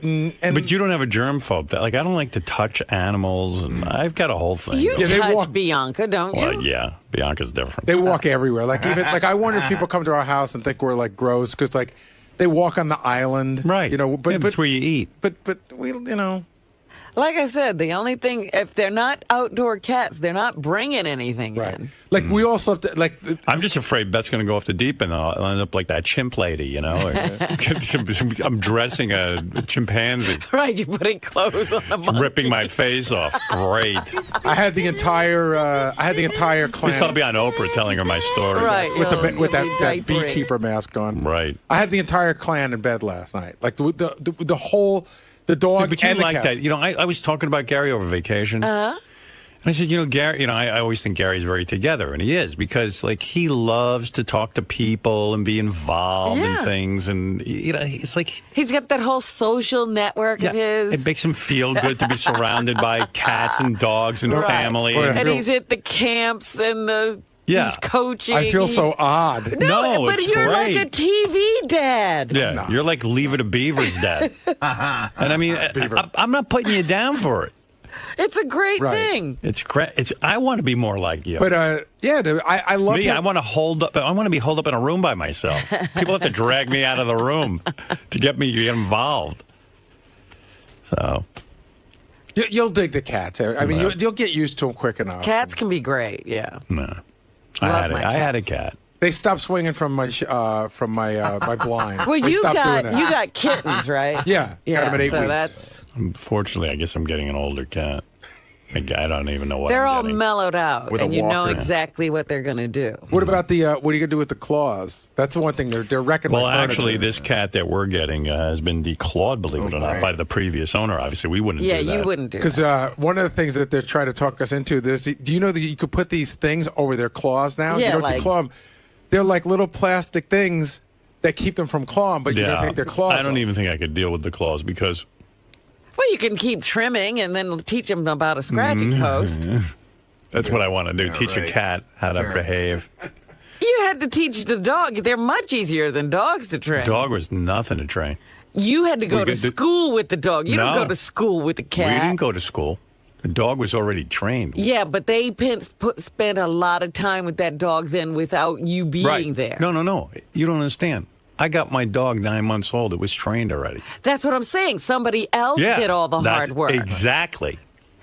Well, that's what I'm pointing. So your cat's probably trained too. You can't train a cat. You can too. Not really. Not unless you have a taser. Oh, stop it. No, anyway, I don't want to talk about it. Yeah, but don't call Beth and ask if you could give out the name. That's not a good idea. No, I'm not going to. No, we're committed to this cat. I mean, we are? Yeah, we are. We're a couple. That's what's going to happen. I'm told what's going to happen, and then when we do it. It's pretty much the way it goes. Welcome to marriage. Yeah. Yeah, in marriage, I learned. Listen, I'm a fuck up. I've learned. In other words, it's not all about you, supposedly. Supposedly. Yeah. That's how it's supposed to be. And you gotta bend, and sometimes you gotta, take it up the ass. That's the way it is. I don't live alone, and I have a partner. That's right. She has things she wants to. That's right. She's got to be entitled to live her life. Now, what'll happen is you'll be more attached to the cat than she is. I hope so. We'll see how it goes. I'll report to you. I always hear that happening. Yeah. I'll be very honest with you. Yeah, that's what Beth says is going to happen because the dog hangs with me all weekend. And, she goes, well, I need a cat now because the dog hangs with you. And then the cat will come and be bonded to you. Oh, yeah, everybody hangs with me. Like, I'm so much fun. I don't even know why the dog hangs with me. I'm such a bore. Well, apparently you're the kind of person that a dog will like hanging out with. Yeah, because I don't nudge the dog. Beth's on the floor with the dog all the time, prodding, poking. Me, I just leave the dog alone. That's right. And he goes, I'm going over there where it's quiet. Right. So, we'll see what happens. I'll let you know. Could be a big cat weekend. Oh, you'll love it. Yeah. Yeah, I'm into it. I'm into the whole... I woke up this morning, one of my cats was curled up in the crook of my arm. That's wonderful. That's so sweet. Well, I had Beth curled up in the crook of my arm, and I was very pleased with that. That's enough for me. All right, anyway, so that's what's going on. All right, I got to take a break, I guess. Yeah, I guess we should. It's been an hour. We're going to take a little break, and then we'll... I was just, we didn't really talk about my poor Kelly. Have you ever had to put an animal to sleep? No, I dread that. My cat died on her own. I didn't know, I woke up, he wasn't looking that well, and I said, I'll take him to the vet, and we'll figure out what we need to do now. Was it like Marley and Me, where you go in the room, and then you have to, stroke the cat and hold the cat while it dies? Yeah. Yeah. I couldn't do that. But it was even worse than that, because I really didn't know this was going to happen. I took Kelly to the vet, and then the vet had this long conversation with me about the few options there were and how none of them were good, and it was probably time. And I had to sort of sit there and make that. I walked out with my cat in the morning. I thought I'd be bringing him home in the afternoon. And I found out that morning. So did you sit with the cat and stroke the cat while? I sat there and held him for a long time before I even let them give him the medication. Were you crying and stuff? Yeah, talking to people on the phone and crying, and I got to make this. I guess this is what I have to do. And then they told him, all right, I'm ready, because they left me. Who'd you talk to on the phone? How do you not call me for that big decision? What the fuck is wrong with you? That would have been something I would have been interested in. Really? Sure. I don't bother you. Who did you contact? Like friends. Who? Who are your good friends that you contact to decide what to do about your cat? Anne Marie, she's another cat person. Right, okay, I could see that. And a couple of other people. Yeah. And then... Dr. Ronnie. I don't call Dr. Ronnie for cats. You need a tube up your ass. Take a coffee enema. Who'd you call beside her? Who did I call beside her? I want to know. I called Brendan. I called Anne Marie. Those are the two people I called. Oh, okay. And seems a list. That seems like a list I should be on. Like you lose my number? Hey, Jimmy, how you doing? I haven't heard from you in a while. I could have comforted you. Jimmy, I gotta tell you, my cat died. I haven't even told him. Oh, that's great. Now look at my balls. So anyway, now I sat with the cat for a long time, watched him breathing heavy, and then I said, all right, I guess I got to do this. So I walked out, told them I was ready, and they came in, put him on the table next to me with him being able to look at me. Yeah. And then put an IV in. And how long does it take? Well, his heart was beating so slow it took a long time. Because that was his problem. His heart wasn't circulating blood. So it took like a minute and a half when it's really supposed to be pretty quick. And then what was really sad was I sat there and held him dead for a long time. I didn't even want to leave. I could have sat there all day. And I finally just said, this is crazy. You're sitting in a room with a dead cat holding it. So wrote my obituaries. Didn't I write you? I sent you an obituary. Yeah. But I think I should have been in on that call. I'm sorry. I would have told you to let the cat live under any circumstance. Oh. It's time to let this cat live. Stop being so selfish. I would have busted your balls. How could you kill your cat? I would have been like, how could you kill your cat? How dare you call me like this? Do you know I'm playing chess? Yeah, I've never had to put an animal to sleep. I don't think I could hack that. Nah, I don't want to do that. I saw that on Marley and Me with the dog. Forget it. I was blubbering like a baby. Yeah. Yeah, I don't want to see that. Hey, Beth's going to have to handle that. I'll just pretend that the dog ran away. The dog went to the groomers and he's not coming home. Did you ever have to do that, Fred? Twice. Did you hold the dog? Yes, both times. Did your wife go with you? She didn't go the first time. She went the second time. She couldn't go the first time. It was too much for her. Second time, she actually wanted to go. Yeah, it's too much for me. Yeah, it's too much for me, too, but no one else was going to take her, so right. And I had to do it. Did you cry? Not when it's happening, no. Not when it's happening. You're like a robot. You kind of shut down. How do you not cry during a moment like that? You know what? You just don't. Plus, the doctor's in the room, and I'm not going to look like a wuss in front of the doctor. Well, obviously, I figure he does it all the time. He wasn't crying. I know, I would cry. They were so sweet to me. I go to the Lincoln Square veterinary place. They actually sent me flowers, called me. Wow, they were really great. Yeah. Guess there's a lot of profit in that.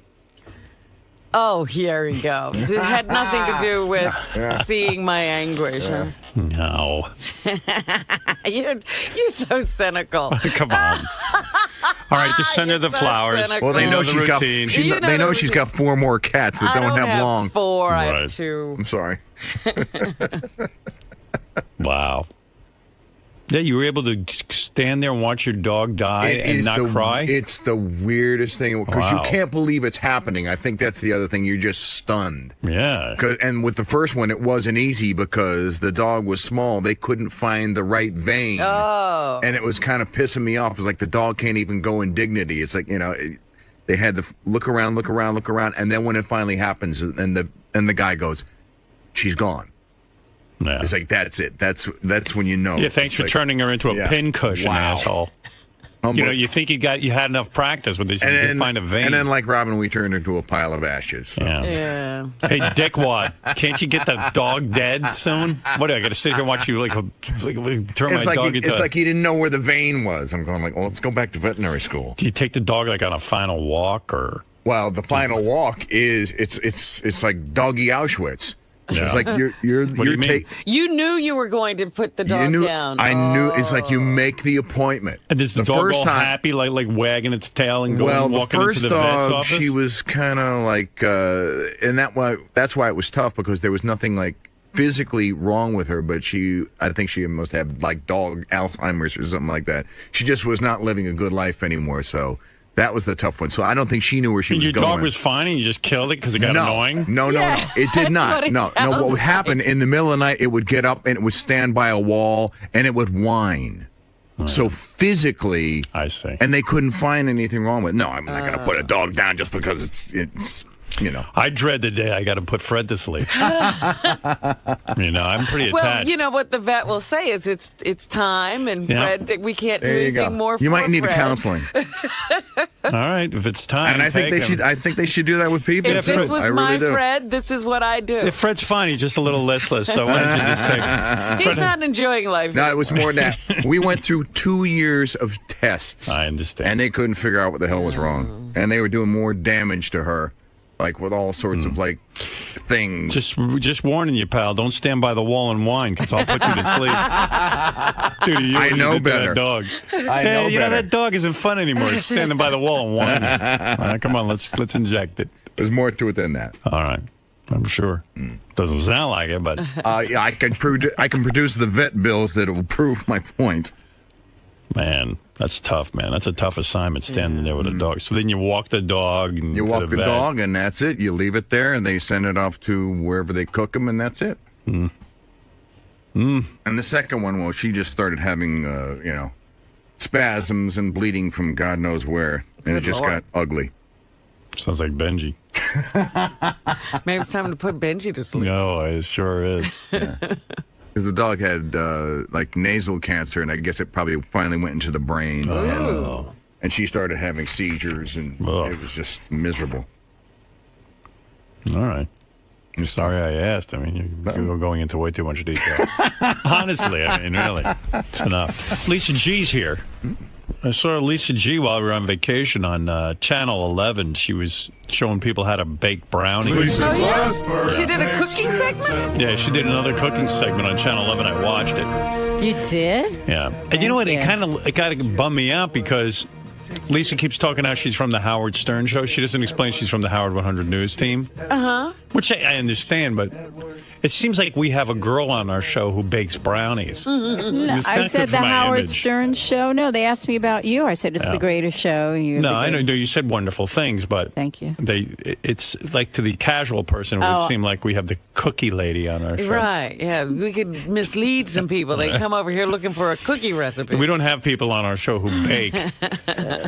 No, anyway. But they sure do eat the stuff. Right. All right. So anyway, what do you have for us in the Howard 100 News, Lisa? JD may finally be making his move on the female front. Howard Stern, the marble-mouthed ladies' man, gave the serious receptionist a Christmas card with his phone number inside. Ooh. Howard 100 News spoke to the receptionist, who said the card was inscribed, quote, "For everything, you get the greatest gift of all, my phone number."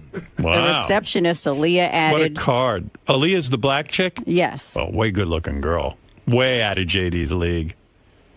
And she has a boyfriend. She does? Yeah, I've heard.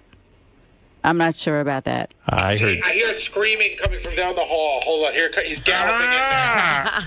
No, look, I just gave her my. That was cool. Like you gave her a Christmas card and gave her the gift of your number. That's a crappy present. It was a joke. I know. No, it's not. Oh, shut up! Whatever. The number was really yours, wasn't it? Huh? Is it your number or someone else's? Oh yeah, I'm always gonna take that chance. But yeah, I knew she had a boyfriend and stuff. She does have a boyfriend, right? Yeah. Yeah. Yeah. Boy, if you could get her, well, yeah, life would be sweet. I guess you got inspired and all charged up from Benji and his latest contest. I don't know. No, she... If that fat loser can get a hot chick, I can get a hot loser. JD always goes for the hottest chicks, too. You don't give up the dream, do you? It's not a dream. I just that girl's gonna marry a rich dude. I like who I like. What do you want from me? I'm sorry. You like Pamela Anderson. Well, actually, not really. No. I'm more of a Megan Fox. Not even her, really. Yeah. Well, who are you? The receptionist is really, really cute. Yeah. I don't know. But So, no. you said, hey, here's the best gift of all, my number. So did she call it? You were a good girl, and so Santa brought you my number. But, I mean, that's kind of a good line. I mean, it's kind of witty. It's a. I thought it was witty, and it was the only thing I could think of. Who else did you give the It's present? so much a line. Who else did you give the present of your phone number to? No one. No, that's it. Around here. I figured you had those printed up. You're giving them to everybody in New York. I've got a gross of numbers. Wow. So she never called, huh? No. Hello, JD. It's early in the year. Hello, AT&T. Is my phone working? I'm not getting any rings. I don't understand what happened. That's what he should do. He'd say, you know what? My phone was having a problem for a while. No. So if I you lost my phone on call- the subway. You didn't try to call me. Listen, we think my phone might be broken. I didn't get your call. Some other guy didn't call you by accident. You didn't call some other guy, I hope. Why don't you give her a real present? Jared's phone number. Okay, that's what I'm... Fuck you.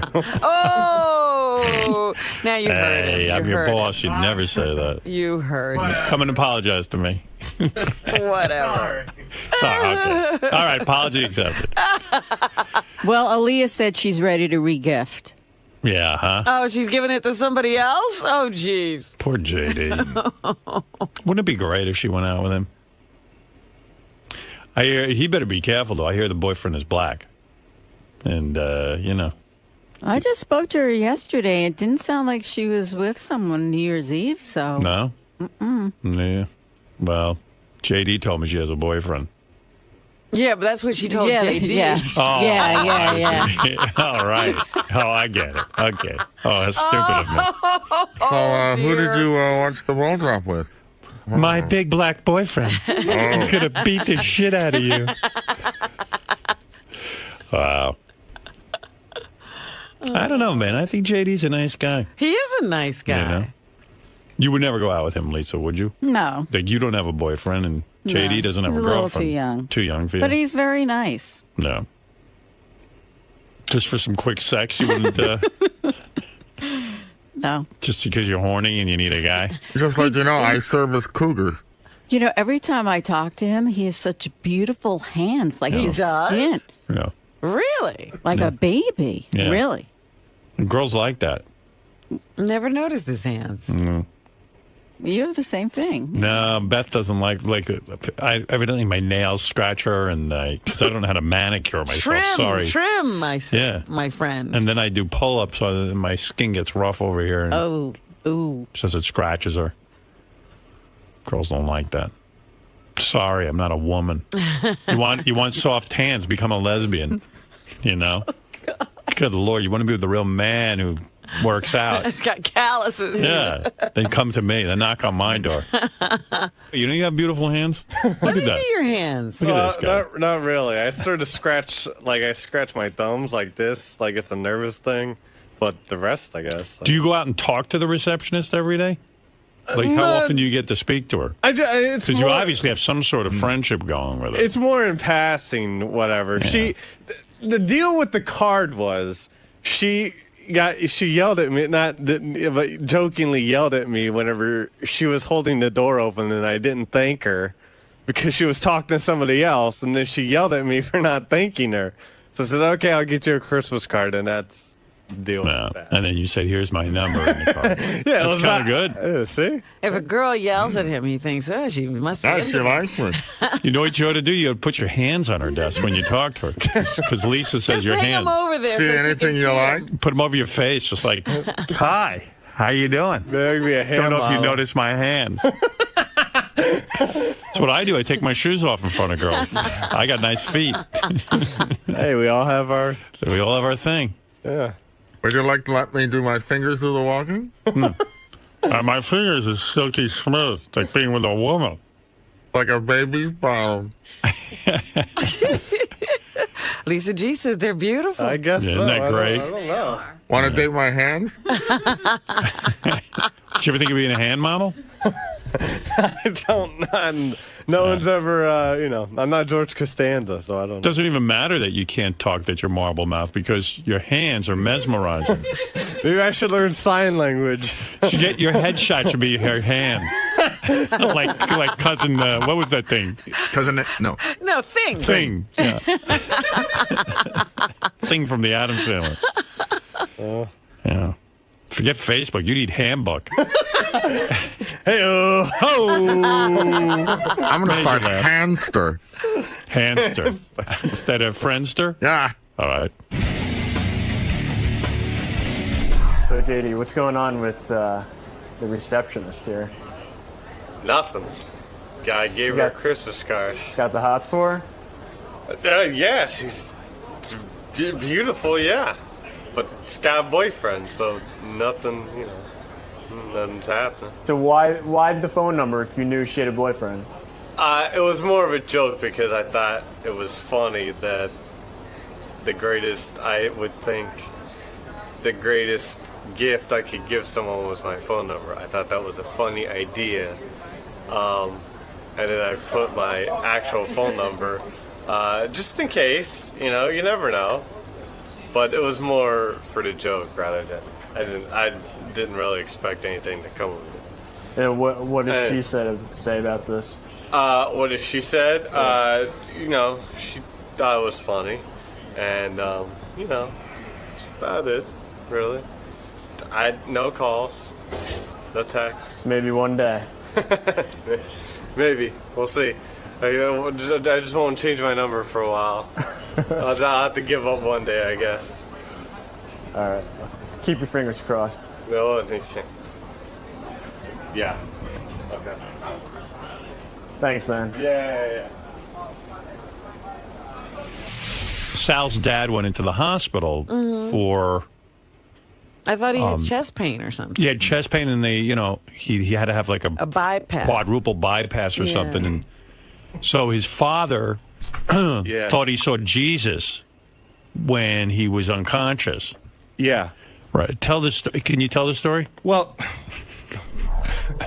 it was pre-surgery. Yeah. And before he was going in, I guess they gave him some medicine. I don't know what happened. Right. But they only let 2 people in at a time. Right. So the whole family's in the waiting room, and 2 people at a time say farewell before surgery. Okay. Yeah, so Sal was in there with his sister. And he says to my sister, I saw Jesus. Right. And my family's pretty religious, except for my dad, which was kind of odd. Well, right. It would be hypocritical. I mean, your dad's not exactly a religious type. Not at all. Right. So he thinks he saw Jesus, and he describes that Jesus was kind of tan. He goes, and he looks to my sister Nina, not to me, and he says, Jesus was like dark. And she goes, what do you mean dark? He goes, he was tan, very tan. Right. Well, he probably went somewhere for summer. So anyway, Sal hears this. So I hear this, and my sister is just blown away. She's like, Daddy saw Jesus. I go, yeah, but he was tan. You think he was black? She's like, no, I don't think that's what he meant. So I go out into the lobby, and my Uncle Jimmy's there, who's also pretty religious, but he's a little wacky, Uncle Jimmy. Right. Uncle Jimmy was the guy who said if Obama becomes president, they're going to take down the Statue of Liberty and put up Aunt Jemima. Right. That's so he's kind of racist, would you say? Not really, but Okay. So anyway, I see. He wouldn't keep slaves. All right. I see. Right, he wouldn't. Who knows? All right, so go ahead. So what trade him off. So Sal decides to play a joke on Uncle Jimmy. So I turn to Uncle Jimmy. I go, my father saw Jesus. He goes, he did. He goes, that's good. I go, yeah. I go, but he said that he was black. So Uncle Jimmy goes, he's black. I go, he goes, you sure? I go, yeah. He said he had a big afro and a wide nose and a goatee. So my Uncle Jimmy looks at me. He's completely shocked. He goes, that wasn't Jesus. That was the devil.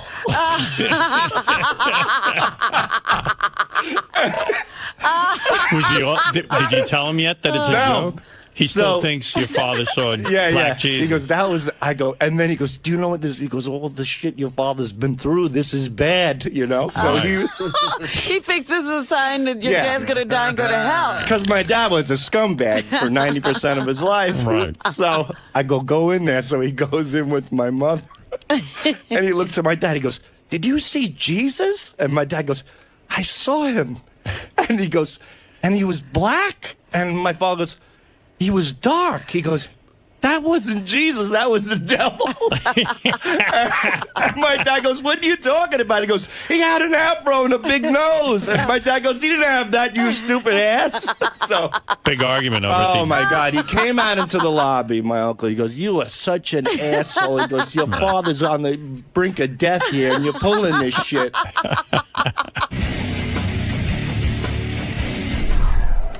Sal. Hey, what's up? Do you really think this... you could just stay where you are. Okay. Sal, do you really think this is like the best time to be joking around? What do you mean? Your father had this big operation. But I'm not joking. I was making light of a situation that was, that was pretty sad. My dad was worried, and, it was before the surgery, before he went in. So I was just trying to make light of a situation. Why, do you think it is? I never looked at it that way. Your dad's having, open heart surgery pretty much? He was having quadruple bypass, but... It's pretty serious stuff. I was breaking my uncle's balls, and I was trying to lighten the mood, Comic relief before heart surgery. Who got more pissed off? Yeah, I guess your uncle? Yeah, my uncle did, because my dad was, pretty much going out of it at that moment. He was in a different state of mind, but when my uncle came out, he was pretty pissed. Did your dad see the humor in this? Not really. He goes, what'd you tell Uncle Jimmy? I go, I was just joking around with him, and he just shook his head, Because I guess they wouldn't like it too much if Jesus was black. No, but he said afterwards, my dad, he did see Jesus after that.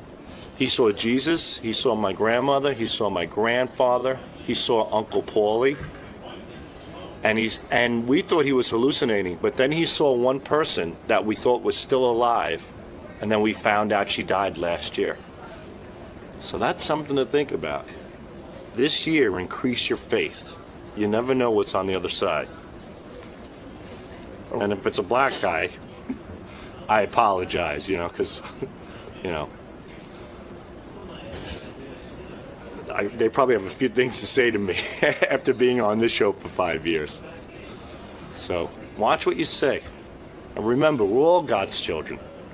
Black, white, retarded, Chinese, German, even the Germans, God's children. Regardless of what they did to the Jews, God's children. So, God bless you, people.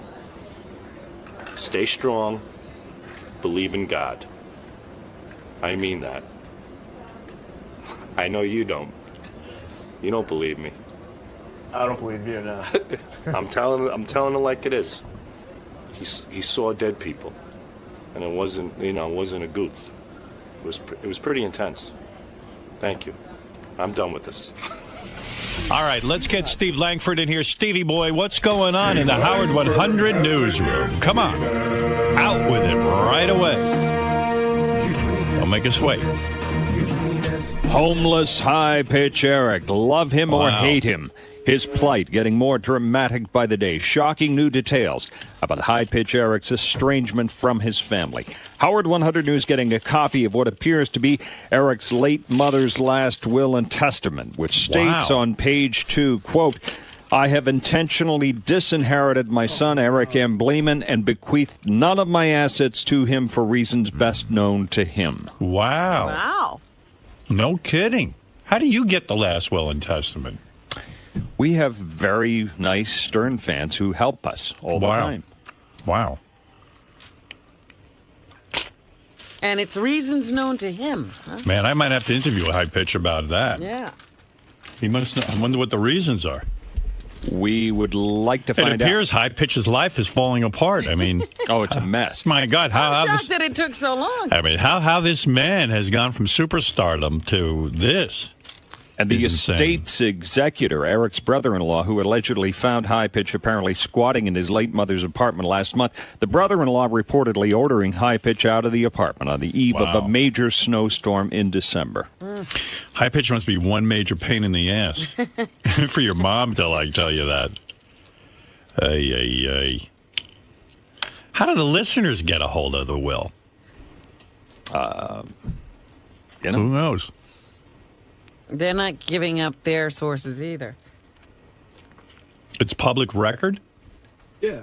What do you mean? All wills are public record? I think unless you can convince the court to keep it quiet for some reason. Wow, I didn't know that. You mean my will would be public record? I'm not sure at the time that it's filed. Why should that have to be public record?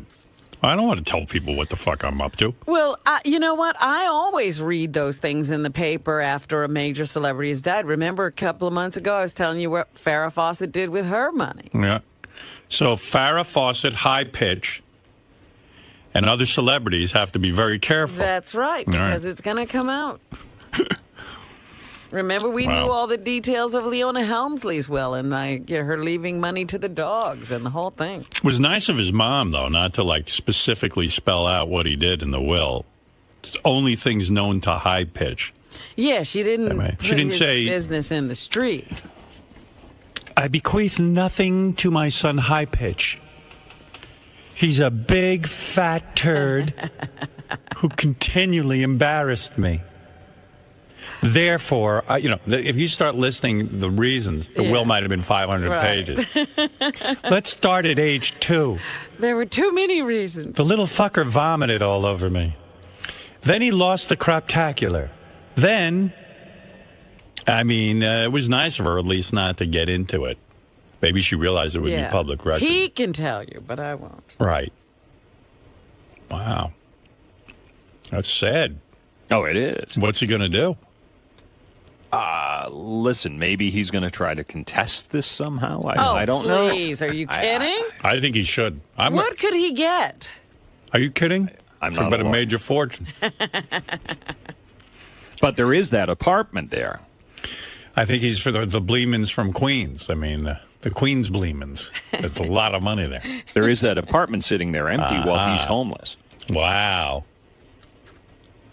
Well, something's up. We need to interview him. Have you been in touch with him? Yeah, but he doesn't. He doesn't like to talk about it. He'll talk to me. He usually takes my calls. High Pitch. Quality. Hey, Howard, what's up? Hey, so tell me what's going on. Your mom's will says she left you nothing based on reasons only you know. Well, I don't know what the reasons are. She says you know. I don't know. Well, your mother and you must have been pretty estranged if she didn't leave you anything in the will. Howard, seriously, I really don't know why she didn't leave me anything. But I have a lawyer that's going to contest the will. Wow. Are you hurt by this? Oh, but you know something? I'm working right now. I got a job. Oh, you do? Good. But this guy Mark the Booker for quality carpentry, and I have 2 appearances coming up in January in Allentown and Harrisburg. And you hired a lawyer to contest the will? Well, I have a lawyer to contest the will for me, yes. Wow. Well, there it is, Robin. High Pitch Eric is going to... Who's your lawyer, Joey Boots? No, somebody else. A real lawyer? Real lawyer. You're going to go to court and fight this thing. It seems pretty ironclad, though. Your mom said... Yeah, your mom doesn't have to leave you anything, does she? No. No, she doesn't. So how are you going to contest it? Right. Was your mom a wealthy woman? Honestly, I'm not sure. Right. When was the last time you spoke to your mom? It seems to me... Suppose you're fighting over 32 cents. All right. Well, it sounds like she had some dough. And anything is more than what Eric's got. So what if you find out your mom, you certainly... When is the last time you spoke to your mom? I spoke to her when she was sick. Yeah. And did you visit her in the hospital? No, I spoke to her on the phone. And she stayed at my sister's house. Yeah. So when is the last time you saw your mother? Not since I saw her while she was sick. Yeah, it sounds like to me they had a terrible relationship. Yeah, and he doesn't want to disclose. He knows. I don't know why Steve has to get into my business. I want my stuff private, like Artie's family wants his stuff private, too. Right. But I'm just trying to figure out. We would only talk to Artie about this. We're not going to disclose Artie's stuff without Artie being here. You're here. Right. If Artie was here, I would ask him. Oh, okay. I got you. Right. How you have a game I can play? Find a job game. Reveal why your mother cut you out of your will game. Right. Yeah, I really don't. Robin, I don't know. You think I should call in tomorrow for a 7-Eleven game? I don't know. Call in tomorrow. I'll see if I have one. All right. Thank you. All right. Howard, I love you. I love you too. All right. Thank you. You love him. I love him. You love him as much as his mother does. I wonder if his mother sounded like him. I leave you muffled. I got the Blee speech pattern. Gobble, gobble, gobble, gobble.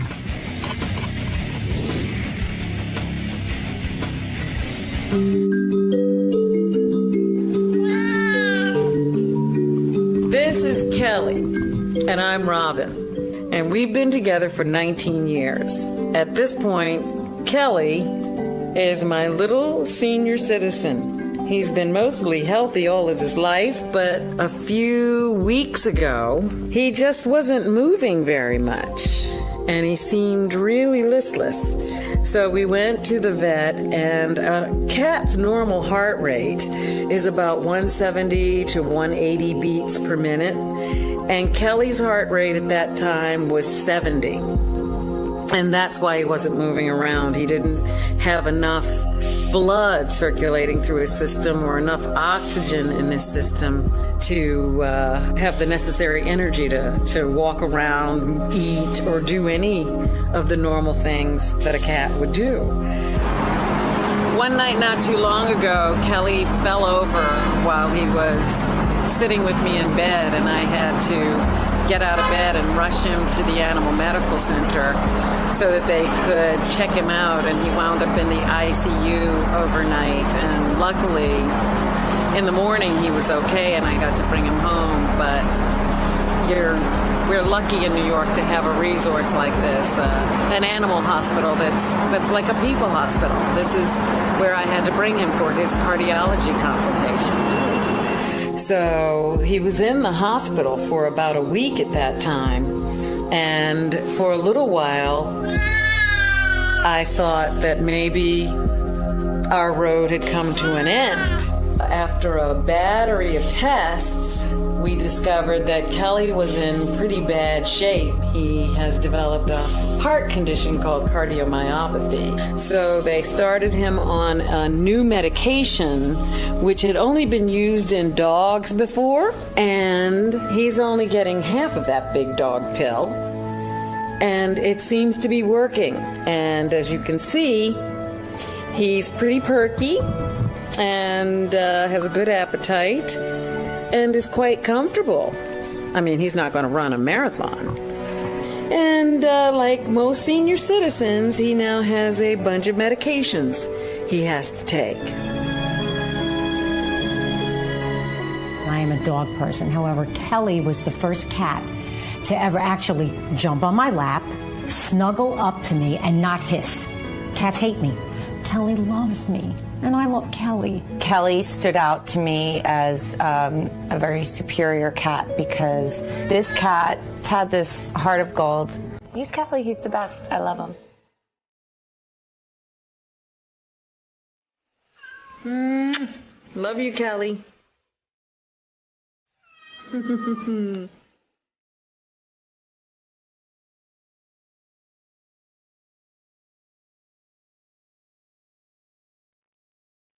Survey results. So he's going to give us the results of that.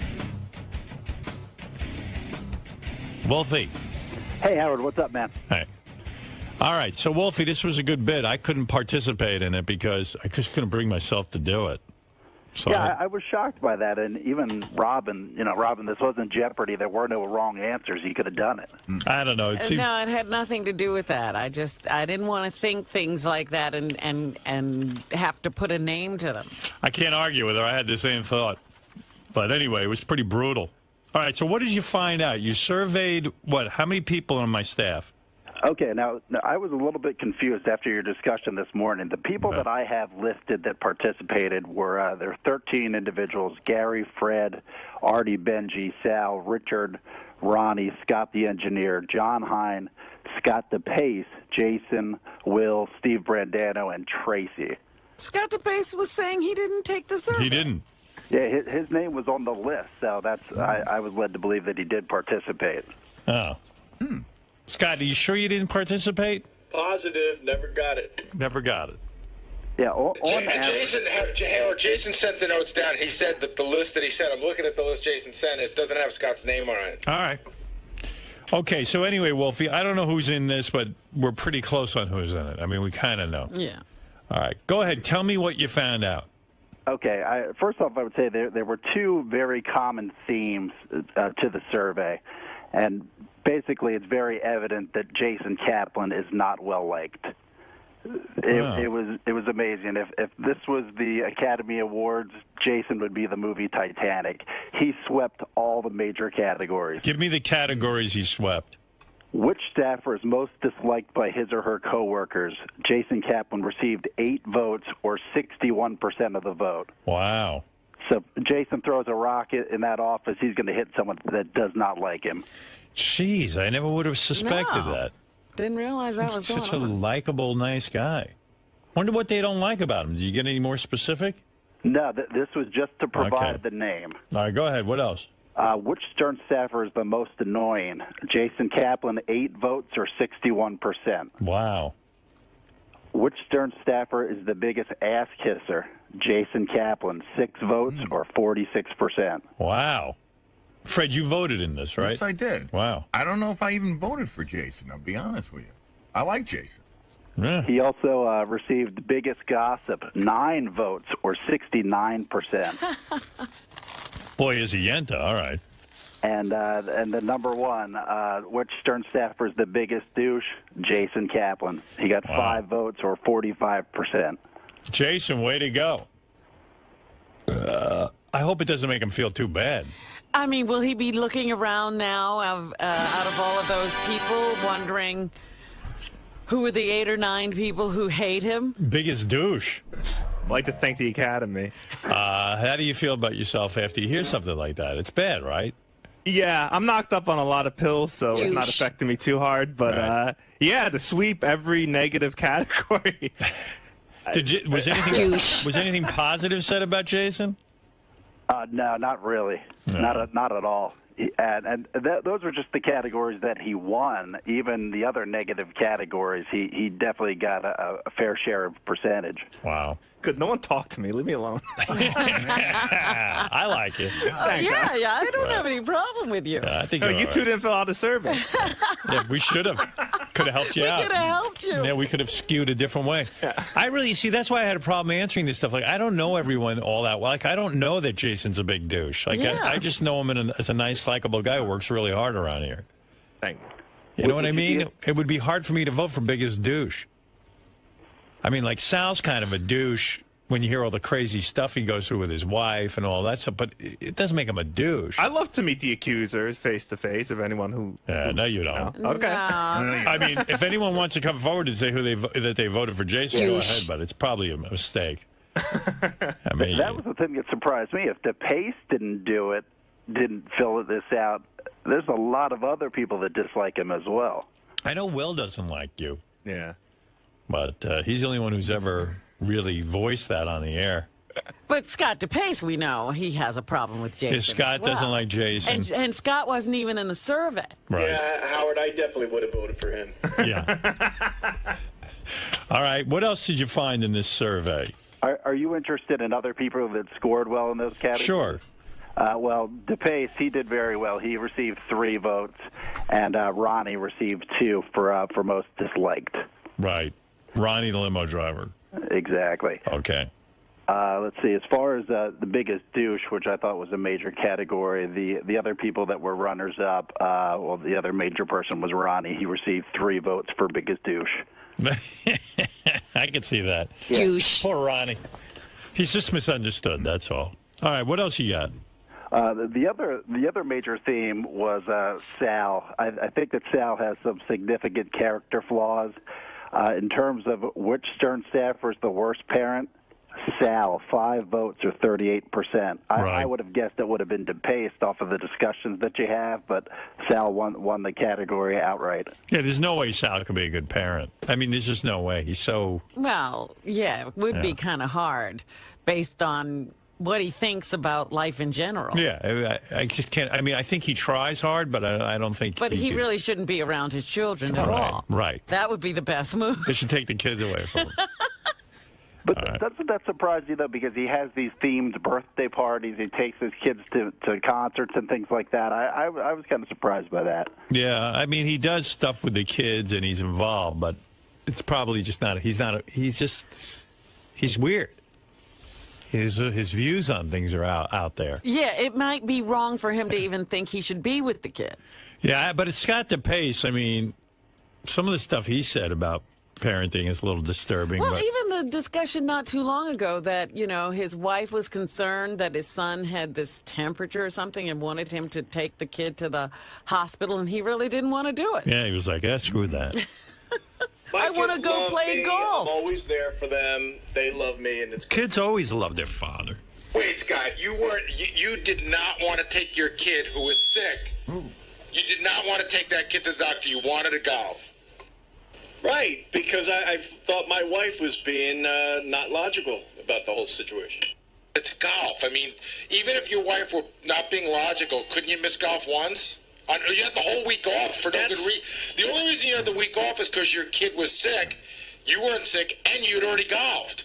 Yeah, but I was really looking forward to that one round. It was a special one. What? Anyway, what else did you find out, Wolfie? Sal scored the highest possible percentage in number of votes for which Stern Staffer is the biggest racist. He got 11 votes, or 84% of the votes. Right. No brainer there. Right. Which staffer would you never invite to your house? Sal received 5 votes, or 41%. Right. Benji came in second in that category. Right. How many votes? How many votes did he get? Let's see. That is. Yeah, I had to put this thing into a spreadsheet. He received three votes. Okay. If given the opportunity, which Stern staffer would most likely sleep with a coworker's wife or partner? Sal received 5 votes, or 38%. Yep. Which Stern staffer is most disingenuous? Sal, 5 votes, or 41%. Wow. Yeah, that's a big, there's only 13 people in the survey, that's a pretty big hunk of people. And your staff also thought that Sal would write an unauthorized book, tell-all book about you when you retire. Yeah, I could see that. And what else you got? Scott Salem scored well in that category as well, with right. 3 votes. Artie took some hits. I think most of these make sense. Which staffer is the most mentally unstable? 8 votes, or 66% of the vote. Artie was also voted as most dishonest. 7 votes, or 53%. Yeah, Artie does lie a lot. Well, yeah. I don't think you'd have to worry about your money around Artie. Right. But he can't be trusted to tell the truth about himself. No, not at all. Yeah, as I've learned. I mean, it's wild. Yeah. I always wonder, too, I can't wait for Artie's next book to find out, how he's been telling us he's been going to the psychiatrist 3 times a week? He's not going to a psychiatrist. I've been hearing that he's not going at all. Yeah. Except for his medication. But I don't even think I can't imagine the person you referred to him would be putting up with that. Yeah, and I think... Because then Artie even goes as far as to tell me on the air, and I don't even ask. Unsolicited, he goes, I'm thinking of start going 5 days a week. Right. Nobody asks him to say these things. I have a theory about that. I think Artie is so worried about his mother and sister, in terms of what he tells them, that he has to somehow work onto the air that he's been going 3 days a week. But they already Because I don't even ask him. They already know he's lying. And so I don't know why he does it. Yeah, it's weird. But then Artie says in his book, drug addicts just lie about everything. And I'm like, well, why does he have to lie about it to me? I don't even ask him. I don't even say to him, I guess it's like you want to stay in practice. I guess. You don't want to stop lying and then slip up. I think I have a whole theory where he's doing it for his mother and sister. He thinks that they believe him. Yeah, I think that he thinks we all believe him. Yeah. Well, I do believe him. That's the problem. I'm the most naive one here. I hate to say it. this is the conversation where he flipped out on me, if you remember. Right. I had said on the wrap-up show that Artie lies. I didn't say that every word that comes out of his mouth is a lie, but I said Artie lies, and he was listening in his car, and he got really mad. Yeah. And he came in the next day, and he attacked me, verbally attacked me. And then in his book, he admits to how much lying he does. Yeah, but Artie's also got a line for lying, meaning he's like he says, listen, of course a guy is going to lie about cheating on his wife, and he goes, I'm going to lie about taking drugs because I could lose my job. Right. So that he's like, that's a lie I have to tell. And you should understand that for some reason. Right. Yeah. And that doesn't make him a liar for some reason. You said it, Robin. Artie, if you're listening, Robin said it. It's confusing. Well, I tend to believe Artie no matter what he says. And, well, he says it in a convincing way. Yeah. I mean, he's a good liar. Because I've sat down, had heart to hearts with him off the air on the couch there, and I read in his book that he was lying to me. Yeah, the thing that, he says these things that don't go. First of all, he keeps telling us how he loves his therapist. Yeah. Do you love therapy? No, I hate it. Of course not. I hate going. Nobody loves therapy. No, it's horrible. I just know I need to go because then I get all fucking crazy. Right, but that's why that was the first tip-off to me. He's not struggling with therapy. He's claiming he loves this guy. He loves him. There's no love when you're sitting there going, wait a second, I can be doing anything else.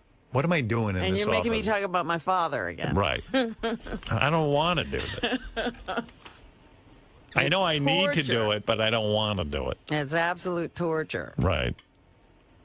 Yeah, that is, you're right. Who says they love their therapist? I love this guy. He's the greatest guy. I can't wait to talk to him. I can't wait to go see him.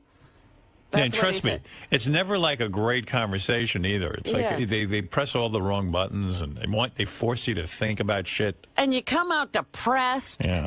Yeah, I mean, who loves the guy? He loves him. I love this He's guy. so smart. He's always talking about how smart the therapist is. Yeah, of course he's smart.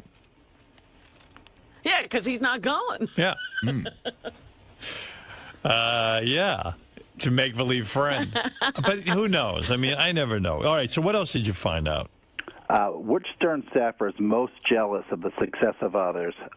Scott Salem received 10 votes, and there were very few double-digit votes, but he got 10 at 76% of the vote. He is. He's the most jealous. He really is. That was Scott Salem. I was thinking Scott DePay. Scott Salem has to have that vote, yes. Yeah, he's angry with everyone who gets anything.